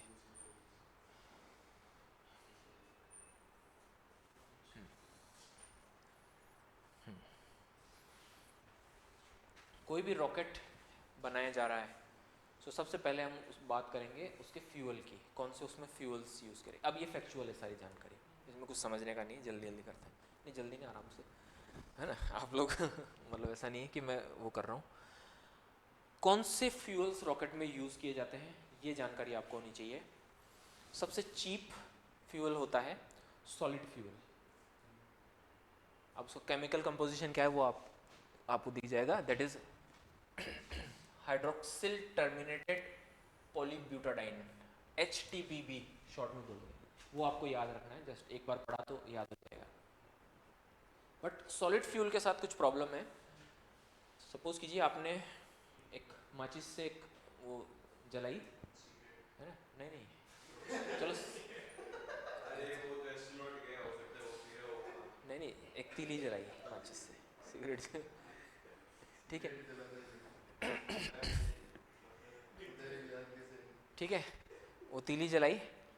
अब जस्ट इमेजिन की बात है, ये जो पार्ट है ये जलना शुरू हुआ, एक बार ये शुरू हो गया तो इसको रोकना या कंट्रोल करना इतना आसान काम नहीं होता है। सॉलिड फ्यूल को बड़े पैमाने पर जब जलता तो फूंक भी नहीं लगेगी, अगर इसकी फैक्ट्री में आग लग गई ना तो कुछ नहीं होगा, फिर वो सब कुछ जलेगा एक साथ, है ना। सॉलिड फ्यूल के साथ प्रॉब्लम ये है कि उसकी स्पीड को, उसकी कंबशन की स्पीड को कम करना एंड उसको बंद करना, कंट्रोल करना, रेगुलेट करना बहुत मुश्किल काम होता है। बट सॉलिड फ्यूल की ज़रूरत हमें क्यों है कि हमें इकोनॉमिकली वाइबल मिशंस बनाने हैं, तो सॉलिड फ्यूल सस्ता होता है, ये प्रॉब्लम, इसलिए सॉलिड फ्यूल अभी भी यूज़ किया जाता है। Why? Because it is economically viable और चीपर देन अदर फ्यूल्स। एक बार शुरू हो गया तो फिर वो चलता रहेगा, गर्म करने की जरूरत नहीं, एक बार आपने उसको इग्नाइट कर दिया तो फिर वो एक चेन रिएक्शन शुरू करेगा और वो चलता रहेगा। हाँ, ये चीप है बट प्रॉब्लम है कि इसको रेगुलेट करना मुश्किल है, ठीक है। अरे रॉकेट में पानी की बाल्टी, ये हमारे देश के साथ क्या होने वाला है। Second important fuel is liquid fuel. Fire extinguisher sir बड़ा वाला। नहीं नहीं, उससे तो बंद ही हो जाएगा, फिर आपका रॉकेट गिर जाएगा नीचे। नहीं तो ये लॉन्च हुआ, आपने पानी की बाल्टी डाल दी और वो बुझ गया और वो पूरा प्रोजेक्ट वापस आके नीचे आ गया। उसको रेगुलेट करना है, उसकी स्पीड को, उसकी डायरेक्शन को रेगुलेट करने के लिए मुझे करना है, ऐसे काम मत करना है भाई तुम। उसके ऊपर तो लीवर होते हैं, उसको थोड़ा सा दबाओ, धीरे धीरे गिरेगा। फिर भी अगर बुझ गया तो वो टेक्निकली ठीक है। उसके बाद कॉन्सेप्ट आया कि अब सपोज कीजिए इसलिए जलता कैसे है वैसे सॉलिड फ्यूल? उसको इग्नाइट किया जाता है इलेक्ट्रिकल उससे, है ना। दूसरा जो है लिक्विड फ्यूल। अब आप देखेंगे कि लिक्विड फ्यूल को इजीली आप रेगुलेट कर सकते हैं। सपोज आप कोयला जला रहे हैं, पहले हमारी दादी नानी कोयला जलाया करती थी, लकड़ी में खाना बनाती थी, सो उसको रेगुलेट करने के लिए उनको बहुत मेहनत करनी पड़ती थी, पानी भी डालती थी या वो लकड़ियों को आगे पीछे करती थी, फिर भी उतना इफेक्टिवली और उतना फास्ट एक्शन नहीं आता था। सो that is solid fuel, imagine कीजिए। बट जैसे ही हम लिक्विड फ्यूल पे आते हैं तो उसको आप रेगुलेट कर सकते हैं। एक टैप अगर उसमें है तो आप फ्यूल कितना जा रहा है उसको आप कंट्रोल कर सकते हैं। तो कैरोसिन स्टोव या गैस भी लिक्विड फॉर्म में मान लेते हैं एक बार, तो जो गैस है उसको हम आसानी से विद इन सेकेंड्स कंट्रोल कर सकते हैं, बट ये एक्सपेंसिव है। सर इनमें फ्यूल इतने तो डालते हैं कि जहाँ टारगेट है वहाँ यस पे यस पहुँचना है। तो जो सॉलिड फ्यूल है इसके अंदर ये इतने सॉलिड डालना है यस, कि टारगेट तक पहुँचे, तो उसको बीच में कंट्रोल करना है क्यों है? एक साथ वो बात कर रहे हैं, वो बात कर रहे हैं कि बीच में कंट्रोल क्यों करना है।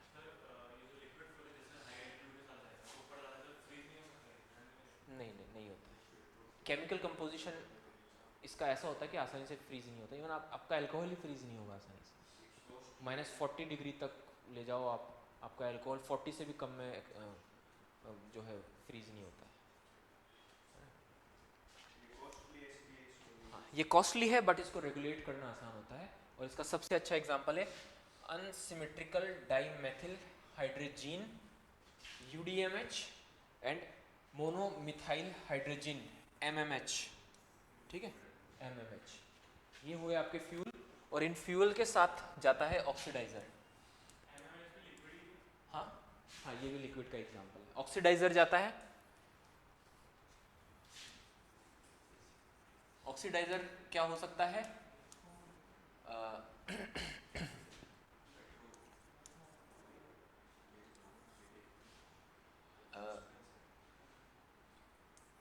Oxides of nitrogen. फिर ऑक्सीडाइज क्या है? ऑक्सीडाइजर, आपको कोई फ्यूल अगर बर्न करना है तो आपको ऑक्सीजन की जरूरत होगी। अब आप एटमॉस्फेयर की ऑक्सीजन नहीं लेंगे, आप अपने फ्यूल को बर्न करने के लिए ऑक्सीजन उसके साथ ही भेजेंगे, एक ऑक्सीडाइजिंग एजेंट की फॉर्म में। लिक्विड के साथ भेजते हैं। हाँ, लिक्विड के साथ भी और सॉलिड के साथ भी। तो दो तरह के ऑक्सीडाइजर जाते हैं, that is oxidiser oxides of nitrogen और नाइट्रोजन टेट्रा ऑक्साइड। ये मिक्सचर है, मिक्सचर ऑफ नाइट्रोजन ऑक्साइड्स, ठीक है, ये दोनों MON, mixture of nitrogen oxides and nitrogen tetra oxide. ये दो तरह के ऑक्सीडाइजर जाते हैं, ये आपको बताना चाहिए। इसके अलावा तीसरे तरह का एक टाइप का फ्यूल और होता है, ठीक है, ये सारे ऑक्साइड्स हैं। एक लिक्विड ऑक्सीजन, ये क्रायोजेनिक के साथ जाता है। देखिए इसमें स्लाइड है क्या? हाँ यही है, ठीक है, यही बना देता हूँ मैं। तीसरे टाइप का फ्यूल आता है that is cryogenic.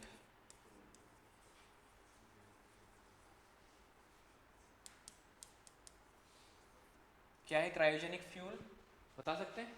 Gas fuel solid हो गया, लिक्विड हो गया। हाइड्रोजन। क्रायोजेनिक फ्यूल में लिक्विड कल बात की भी थी शायद हमने, एनर्जी वाले मॉड्यूल में हमने बात की थी। लिक्विड हाइड्रोजन क्रायोजेनिक फ्यूल है और इसका ऑक्सीडाइजर क्या है? लिक्विड ऑक्सीजन इसके साथ जाती है, हाइड्रोजन ऑक्सीजन लिक्विड होती है और ये आपस में मिक्स होती है, देन फिर H2O बनता है प्लस एनर्जी निकलती है।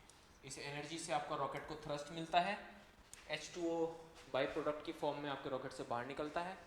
This is cryogenic fuel. Liquid -193 and -257 degree Celsius के टेम्परेचर पर ये दोनों लिक्विड फॉर्म में आती है। इतना ठंडा टेम्परेचर, इतना कम टेम्परेचर इसमें रखना पड़ता है, इसलिए इस रॉकेट को बनाना बहुत मुश्किल था। और लेकिन फाइनली फिर इंडिया ने अपना cryogenic engine based rocket successfully बना लिया। ये इंपॉर्टेंट क्यों है cryogenic fuel based rocket?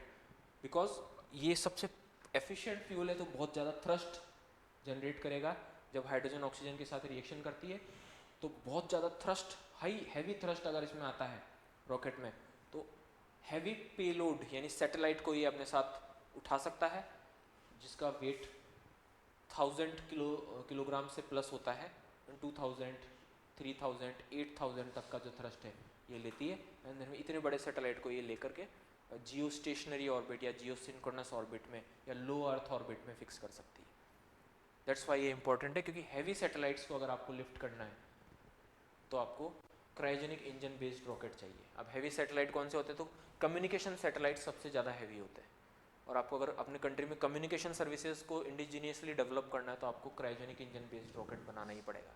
So India के लिए एक बड़ी प्रॉब्लम थी और इंडिया को बनाना था। और क्रायोजेनिक इंजन के हाँ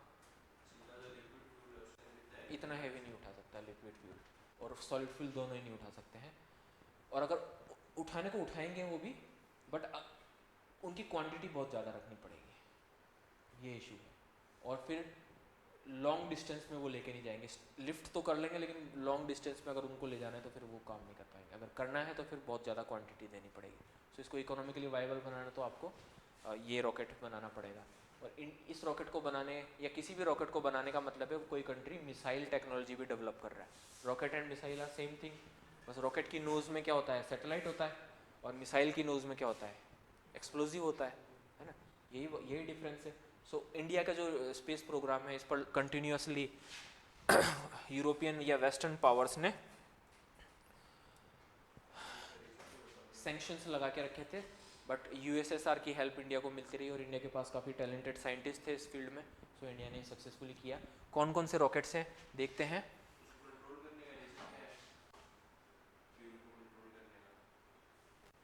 रॉकेट की डायरेक्शन, उसको ऑर्बिट में ले जाना है तो वो उसकी स्पीड को कम करना पड़ेगा ना, लाइक एक ऑर्बिट में उसको फिक्स करना है।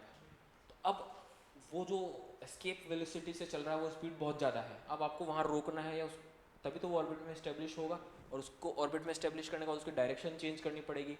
तो वो सारे काम कैसे होंगे? सॉलिड फ्यूल से नहीं, फिर वो लिक्विड फ्यूल या क्रायोजेनिक फ्यूल से, दैट्स द डिफरेंस। ठीक है, तो कौन कौन से रॉकेट हैं इंडिया के? लिक्विड का आज तक एक भी सक्सेस नहीं बना रॉकेट। क्यों नहीं हुआ? सारे हैं, बताता हूँ अभी, देखिए वो कैसे सक्सेस हुआ? बताते हैं, अभी बताते हैं। देखिए, रॉकेट को दो पार्ट्स में हम क्लासिफाई कर सकते हैं, या लॉन्च रॉकेट को, that is sounding rocket,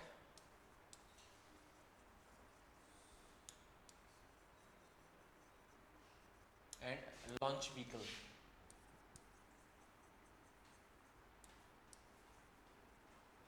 Launch vehicle, sounding rocket are those rocket which are intended to study the atmosphere of earth, यानी वो स्पेस में कभी जाते ही नहीं है। अपर एटमॉस्फेयर जो है, अपर लेयर से अर्थ की एटमॉस्फेयर की, वहाँ तक जाते हैं, उनमें ऐसे सेंसर्स लगे होते हैं, वो उनको स्टडी करता है या डाटा रिकॉर्ड करता है, एंड देन फिर वो पैराशूट के साथ नीचे आने लग जाता है, एंड देन फिर उसको ले लेते हैं साइंटिस्ट, और उसमें जो भी डाटा रिकॉर्ड होता है वो सारा, छोटे साइज़ के रॉकेट होते हैं, नॉर्मली सॉलिड फ्यूल बेस्ड होते हैं,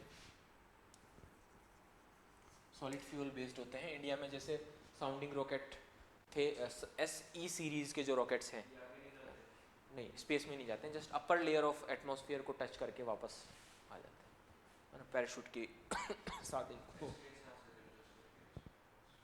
लॉन्च किया। तो उनमें वो फ्यूल तो है ही, वो इतना फ्यूल है कि बस वो अपर लेयर की कोई किसी पर्टिकुलर डिस्टेंस जहाँ तक मुझे भेजना है वहाँ तक जाएगा, फ्यूल ख़त्म, तब तक उसके अंदर जो सेंसर्स होते हैं डाटा रिकॉर्ड कर लेते हैं, कौन सी गैसेज हैं यहाँ पर, वो सारा स्टडी कर लेते हैं। सपोज ओजोन लेयर को स्टडी करना है, तो रॉकेट गया ओजोन लेयर तक, अब देखा कि कितना क्लोरोफ्लोरोकार्बन है, का क्लोरीन के कितने इसमें मॉलिक्यूल्स, वो सारा सैम्पल्स वगैरह उनका डाटा रिकॉर्ड करते हैं, देन फिर फ्यूल ख़त्म, वो गिरना शुरू होगा, पैराशूट ओपन हो जाएगा, उसको कलेक्ट करके डाटा रिकॉर्ड हो जाता है। SE सीरीज़ के जो रॉकेट हैं, साउंडिंग रॉकेट्स हैं इंडिया के। ठीक है, दूसरा आता है लॉन्च व्हीकल। हाँ, लॉन्च व्हीकल, इसका ऑब्जेक्ट होता है, नाम से आप पता कर रहे हैं, launch. So launch something in space, launching satellites, to launch satellites.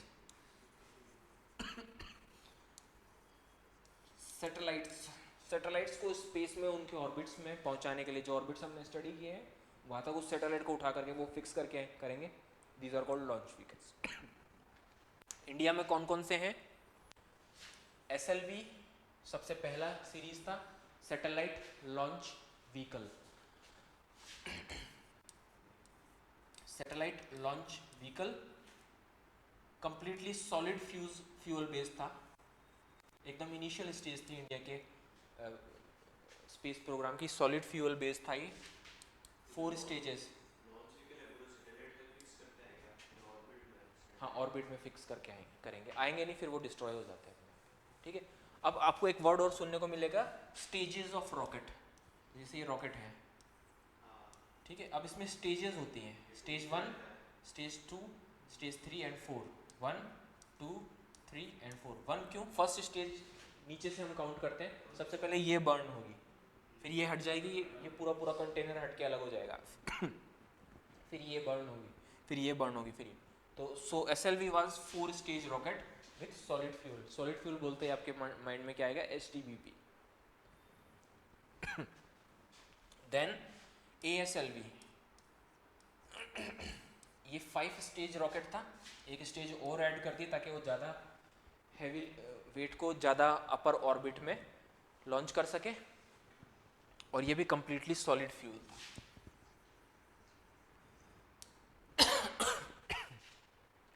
Solid fuel based rocket था। ठीक है, तो ये जानकारी हमने यहाँ दे दी है। सो लो अर्थ ऑर्बिट में लॉन्च कर सकते थे, इसके आगे जाने की इनकी कैपेसिटी नहीं थी। ये भी 400 किलोमीटर मीन्स लो अर्थ ऑर्बिट में, मीडियम अर्थ ऑर्बिट में जा सकता था।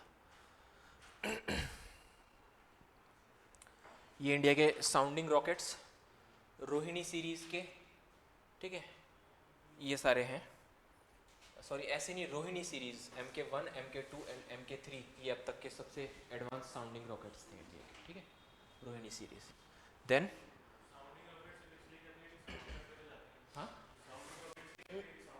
नहीं नहीं, साउंड ये कोई बात नहीं, साउंड तो सारे करेंगे, ये क्या बात है,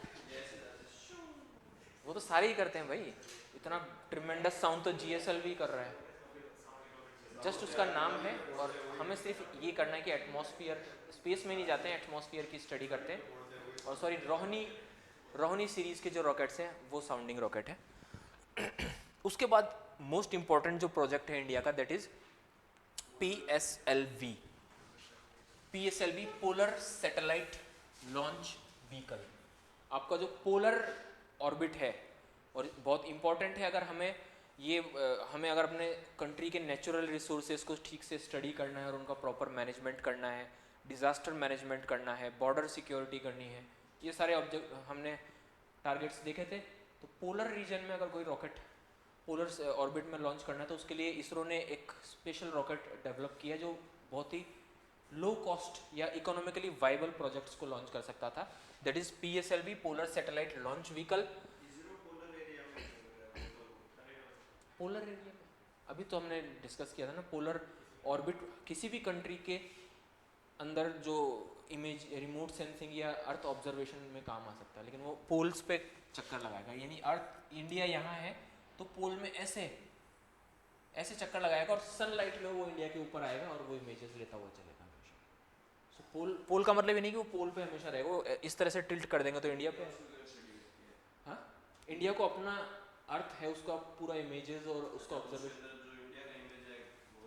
बस उसी से मतलब है। तो सनलाइट के टाइम वो इंडिया पर फोकस करेगा, और जब वो बैक साइड में होगा इंडिया के, तो उस टाइम इंडिया में नाइट होगी, that's why we called it sun synchronous. जब वो इंडिया के बैक साइड में होगा तब उसको काम नहीं करना है, तो नाइट रहेगी, तो यहाँ पर इंडिया पे जब आएगा तब डे लाइट रहेगी। ऐसे वो अपना ऑर्बिट को या रोटेशन को सेट करता है। सो PSLV 4 स्टेज रॉकेट है, सॉलिड, लिक्विड, सॉलिड, लिक्विड, यानी STBP,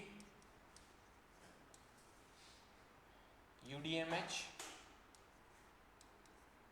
STBP,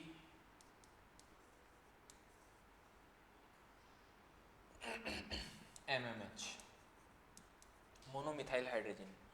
फर्स्ट स्टेज में सॉलिड फ्यूल यूज करते हैं, क्योंकि यहाँ पर आपको डायरेक्शन को इतना रेगुलेट नहीं करना होता है, तो जस्ट आपको लिफ्ट करना है और कुछ दूरी तक उसको स्ट्रेट लाइन में लेकर जाना है, तो सॉलिड। देन फिर इसको हटा देते हैं, फिर लिक्विड पे ले आते हैं, वहाँ पर रेगुलेशन जरूरी होता है। देन फिर वो लिक्विड हट जाता है, तब एक स्टेज ऐसी आती है, तो अगेन रेगुलेशन की इतनी इंपॉर्टेंस नहीं होती है, तो फिर से सॉलिड पे ले आते हैं, और फिर लास्ट स्टेज में फिर वो रेगुलेशन फिर से करता है, क्योंकि ऑर्बिट में फिक्स करना होता है। सो ऑर्बिट में फिक्स करने के लिए फिर अगेन उसको लिक्विड स्टेज पर ले आते हैं, और लिक्विड स्टेज में MMH का यूज़ करते हैं UDMH की कंपैरिजन। सो क्योंकि तब तक ये अपर स्पेस में पहुंच जाता है, तो अर्थ का ग्रेविटेशनल पुल भी कम हो जाता है, so MMH is more economically viable fuel than UDMH। यहाँ पर UDMH यूज़ कर रहे हैं, तो ये आपका PSLV। UDMH ज़्यादा लिफ्ट दे रहा है, जो हाई ग्रेविटी है वहाँ पर, जबकि MMH को आप जो लो ग्रेविटी में इजीली इकोनॉमिकली वाइबल फ्यूल के फॉर्म में आप यूज़ कर सकते हैं। सो दिस इज देता है, लेकिन उतना उसकी ज़रूरत नहीं है आपको UDMH लेवल के, सो आपको MMH पे लेके जाएगा। सो दिस इज PSLV, और स्पेशली इसको डेवलप किया गया था पोलर सैटेलाइट्स को लॉन्च करने के लिए। सो ये इसकी है इंफॉर्मेशन, ठीक है। ये सारी डिटेल्स है, कितना इसमें वो देता है और कितना इसमें जो है थ्रस्ट आता है। यहाँ पर आपको फिर मिनिमम थ्रस्ट की ज़रूरत पड़ती है, क्योंकि अर्थ का ग्रेविटेशनल फोर्स कम हो जाता है, दैट्स वाई। फिर PSLV के भी अलग अलग वेरिएशन डेवलप किए गए हैं, उसके साथ साइड मोटर्स को लगा के, लाइक इसमें लिफ्ट जो पेलोड वेट ज़्यादा है, तो इसके साथ मोटर्स ऐसे फिक्स कर दी जाती है। इमेजेस में आप देखेंगे रॉकेट्स की, तो ऐसी मोटर्स जोड़ी जाती है। हाँ बिल्कुल, ये फ्यूल बेस्ड होती है जैसे ये। तो इनिशियल टाइम पे जो ग्रेविटेशनल पुल ज़्यादा है अर्थ के ऊपर, तो ऐसे टाइम में इनको ज़्यादा थ्रस्ट देने के लिए इस तरह से मोटर्स दी जाती है एंड देन फिर वो लिफ्ट करता है। तो ये PSLV को भी सपोर्ट करने के लिए अलग अलग इसके वर्जन है, देन GSLV को भी। इसमें यहाँ पर ये डाटा आपको याद रखना है, लाइक इसकी कैपेसिटी कितनी है। तो जैसे SLV है तो 40 किलोग्राम लो अर्थ ऑर्बिट, इसकी पेलोड कैपेसिटी कितनी है ASLV की 150 किलोग्राम लो अर्थ ऑर्बिट। PSLV की कैपेसिटी कितनी है, सो 1860 किलोग्राम्स सन सिंक्रोनस ऑर्बिट, 1300 किलोग्राम्स जियो सिंक्रोनस ऑर्बिट। अब यहाँ पर एक कैच है, मैंने कहा था कि रूल्स टूटते हुए दिखाई देंगे। PSLV को डेवलप किया गया था पोलर ऑर्बिट के लिए या सन सिंक्रोनस ऑर्बिट के लिए, लेकिन ये रॉकेट इतना एफिशिएंट हुआ कि इसको मोटर्स के साथ अटैच करने के बाद आप 2000 किलोग्राम तक के पेलोड को या 1300 किलोग्राम तक के यानी वेट को अगर कम कर लें, सपोज कीजिए आपको जियो सिंक्रोनस ऑर्बिट में हल्का सैटेलाइट ले जाना है, कम्युनिकेशन सैटेलाइट नहीं ले जाना है, सो आप क्या करेंगे, कम्युनिकेशन सैटेलाइट 4000 किलोग्राम तक का होता है, लेकिन आपको एक light weight satellite geosynchronous orbit में लॉन्च करना है for the purpose of navigation. So क्या करेंगे, इसको मोटर के साथ इनहेंस करेंगे, ठीक है, एंड देन उसमें 300 किलोग्राम्स 1300 किलोग्राम्स तक का सैटेलाइट जियो सिंक्रोनस ऑर्बिट तक भी ले जाएंगे। नहीं, वो टिल्ट भी कर सकता है, वो जियो स्टेशनरी है।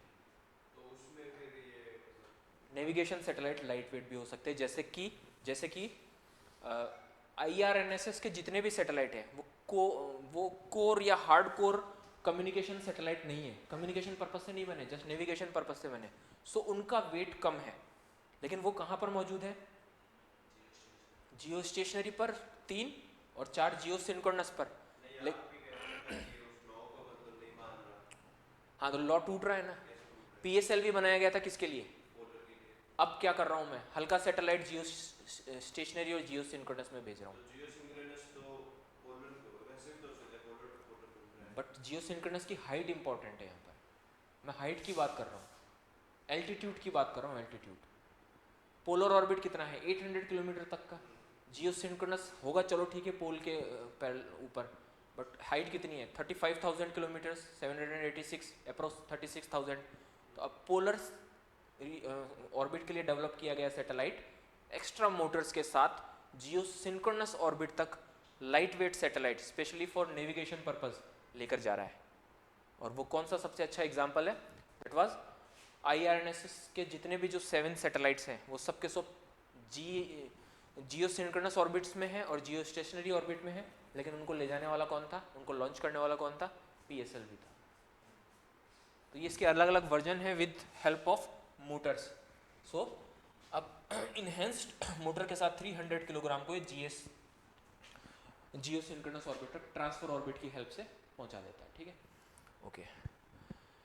उसके बाद heavy satellites specially more than 2000 kilograms के सैटेलाइट है और इनका वेट बढ़ते बढ़ते 8000 किलोग्राम्स तक हो सकता है अगर आप ज़्यादा हैवी सर्विसेज कम्युनिकेशन की देना चाह रहे हैं। तो उस तरह के सैटेलाइट्स को लॉन्च करने के लिए कॉन्सेप्ट लाया गया GSLV। देखिए ये कुछ ऐसा दिखता है,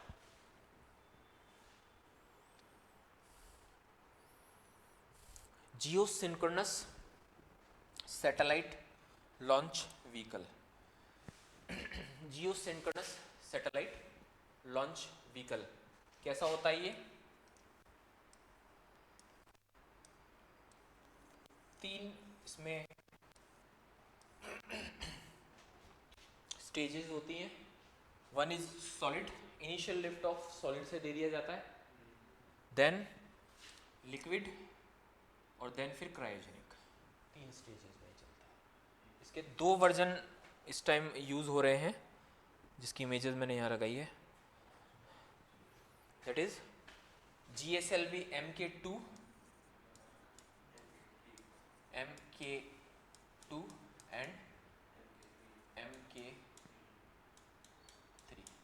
MK2 की क्या कैपेसिटी है, 2200 kilograms with geosynchronous orbit and MK3 की 400 kilograms to 4000 kilograms to Jio transfer orbit का हेल्प से जियो सिंक्रोनस तक ये ले जाएगी। और इनको किस लिए डेवलप किया गया था? टू लॉन्च 35,786 एग्जैक्टली, या 36,000 अप्रोक्सीमेटली। तो ये तो वेट का, इसका weight bearing capacity, payload means कितना सैटेलाइट ही अपने साथ ले जा रहा है, वेट बेरिंग कैपेसिटी इसकी कम है, उसकी ज़्यादा है। क्या हो गया? टूट गया। ठीक है, सो ये है। अब क्रायोजेनिक फ्यूल क्या है आपको समझ में आ गया? ठीक है, तो ये GSLV है, ये इन्फॉर्मेशन आपको मिल गई।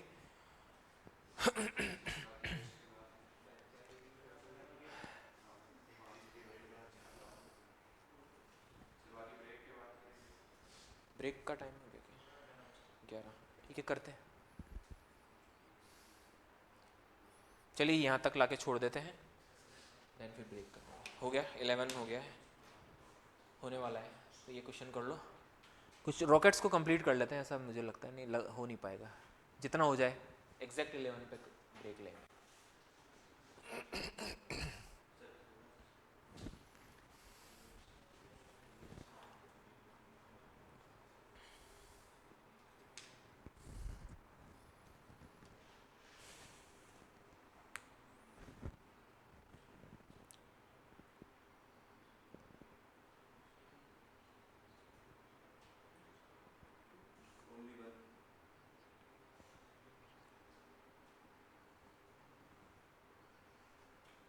सेकंड गलत हो गया,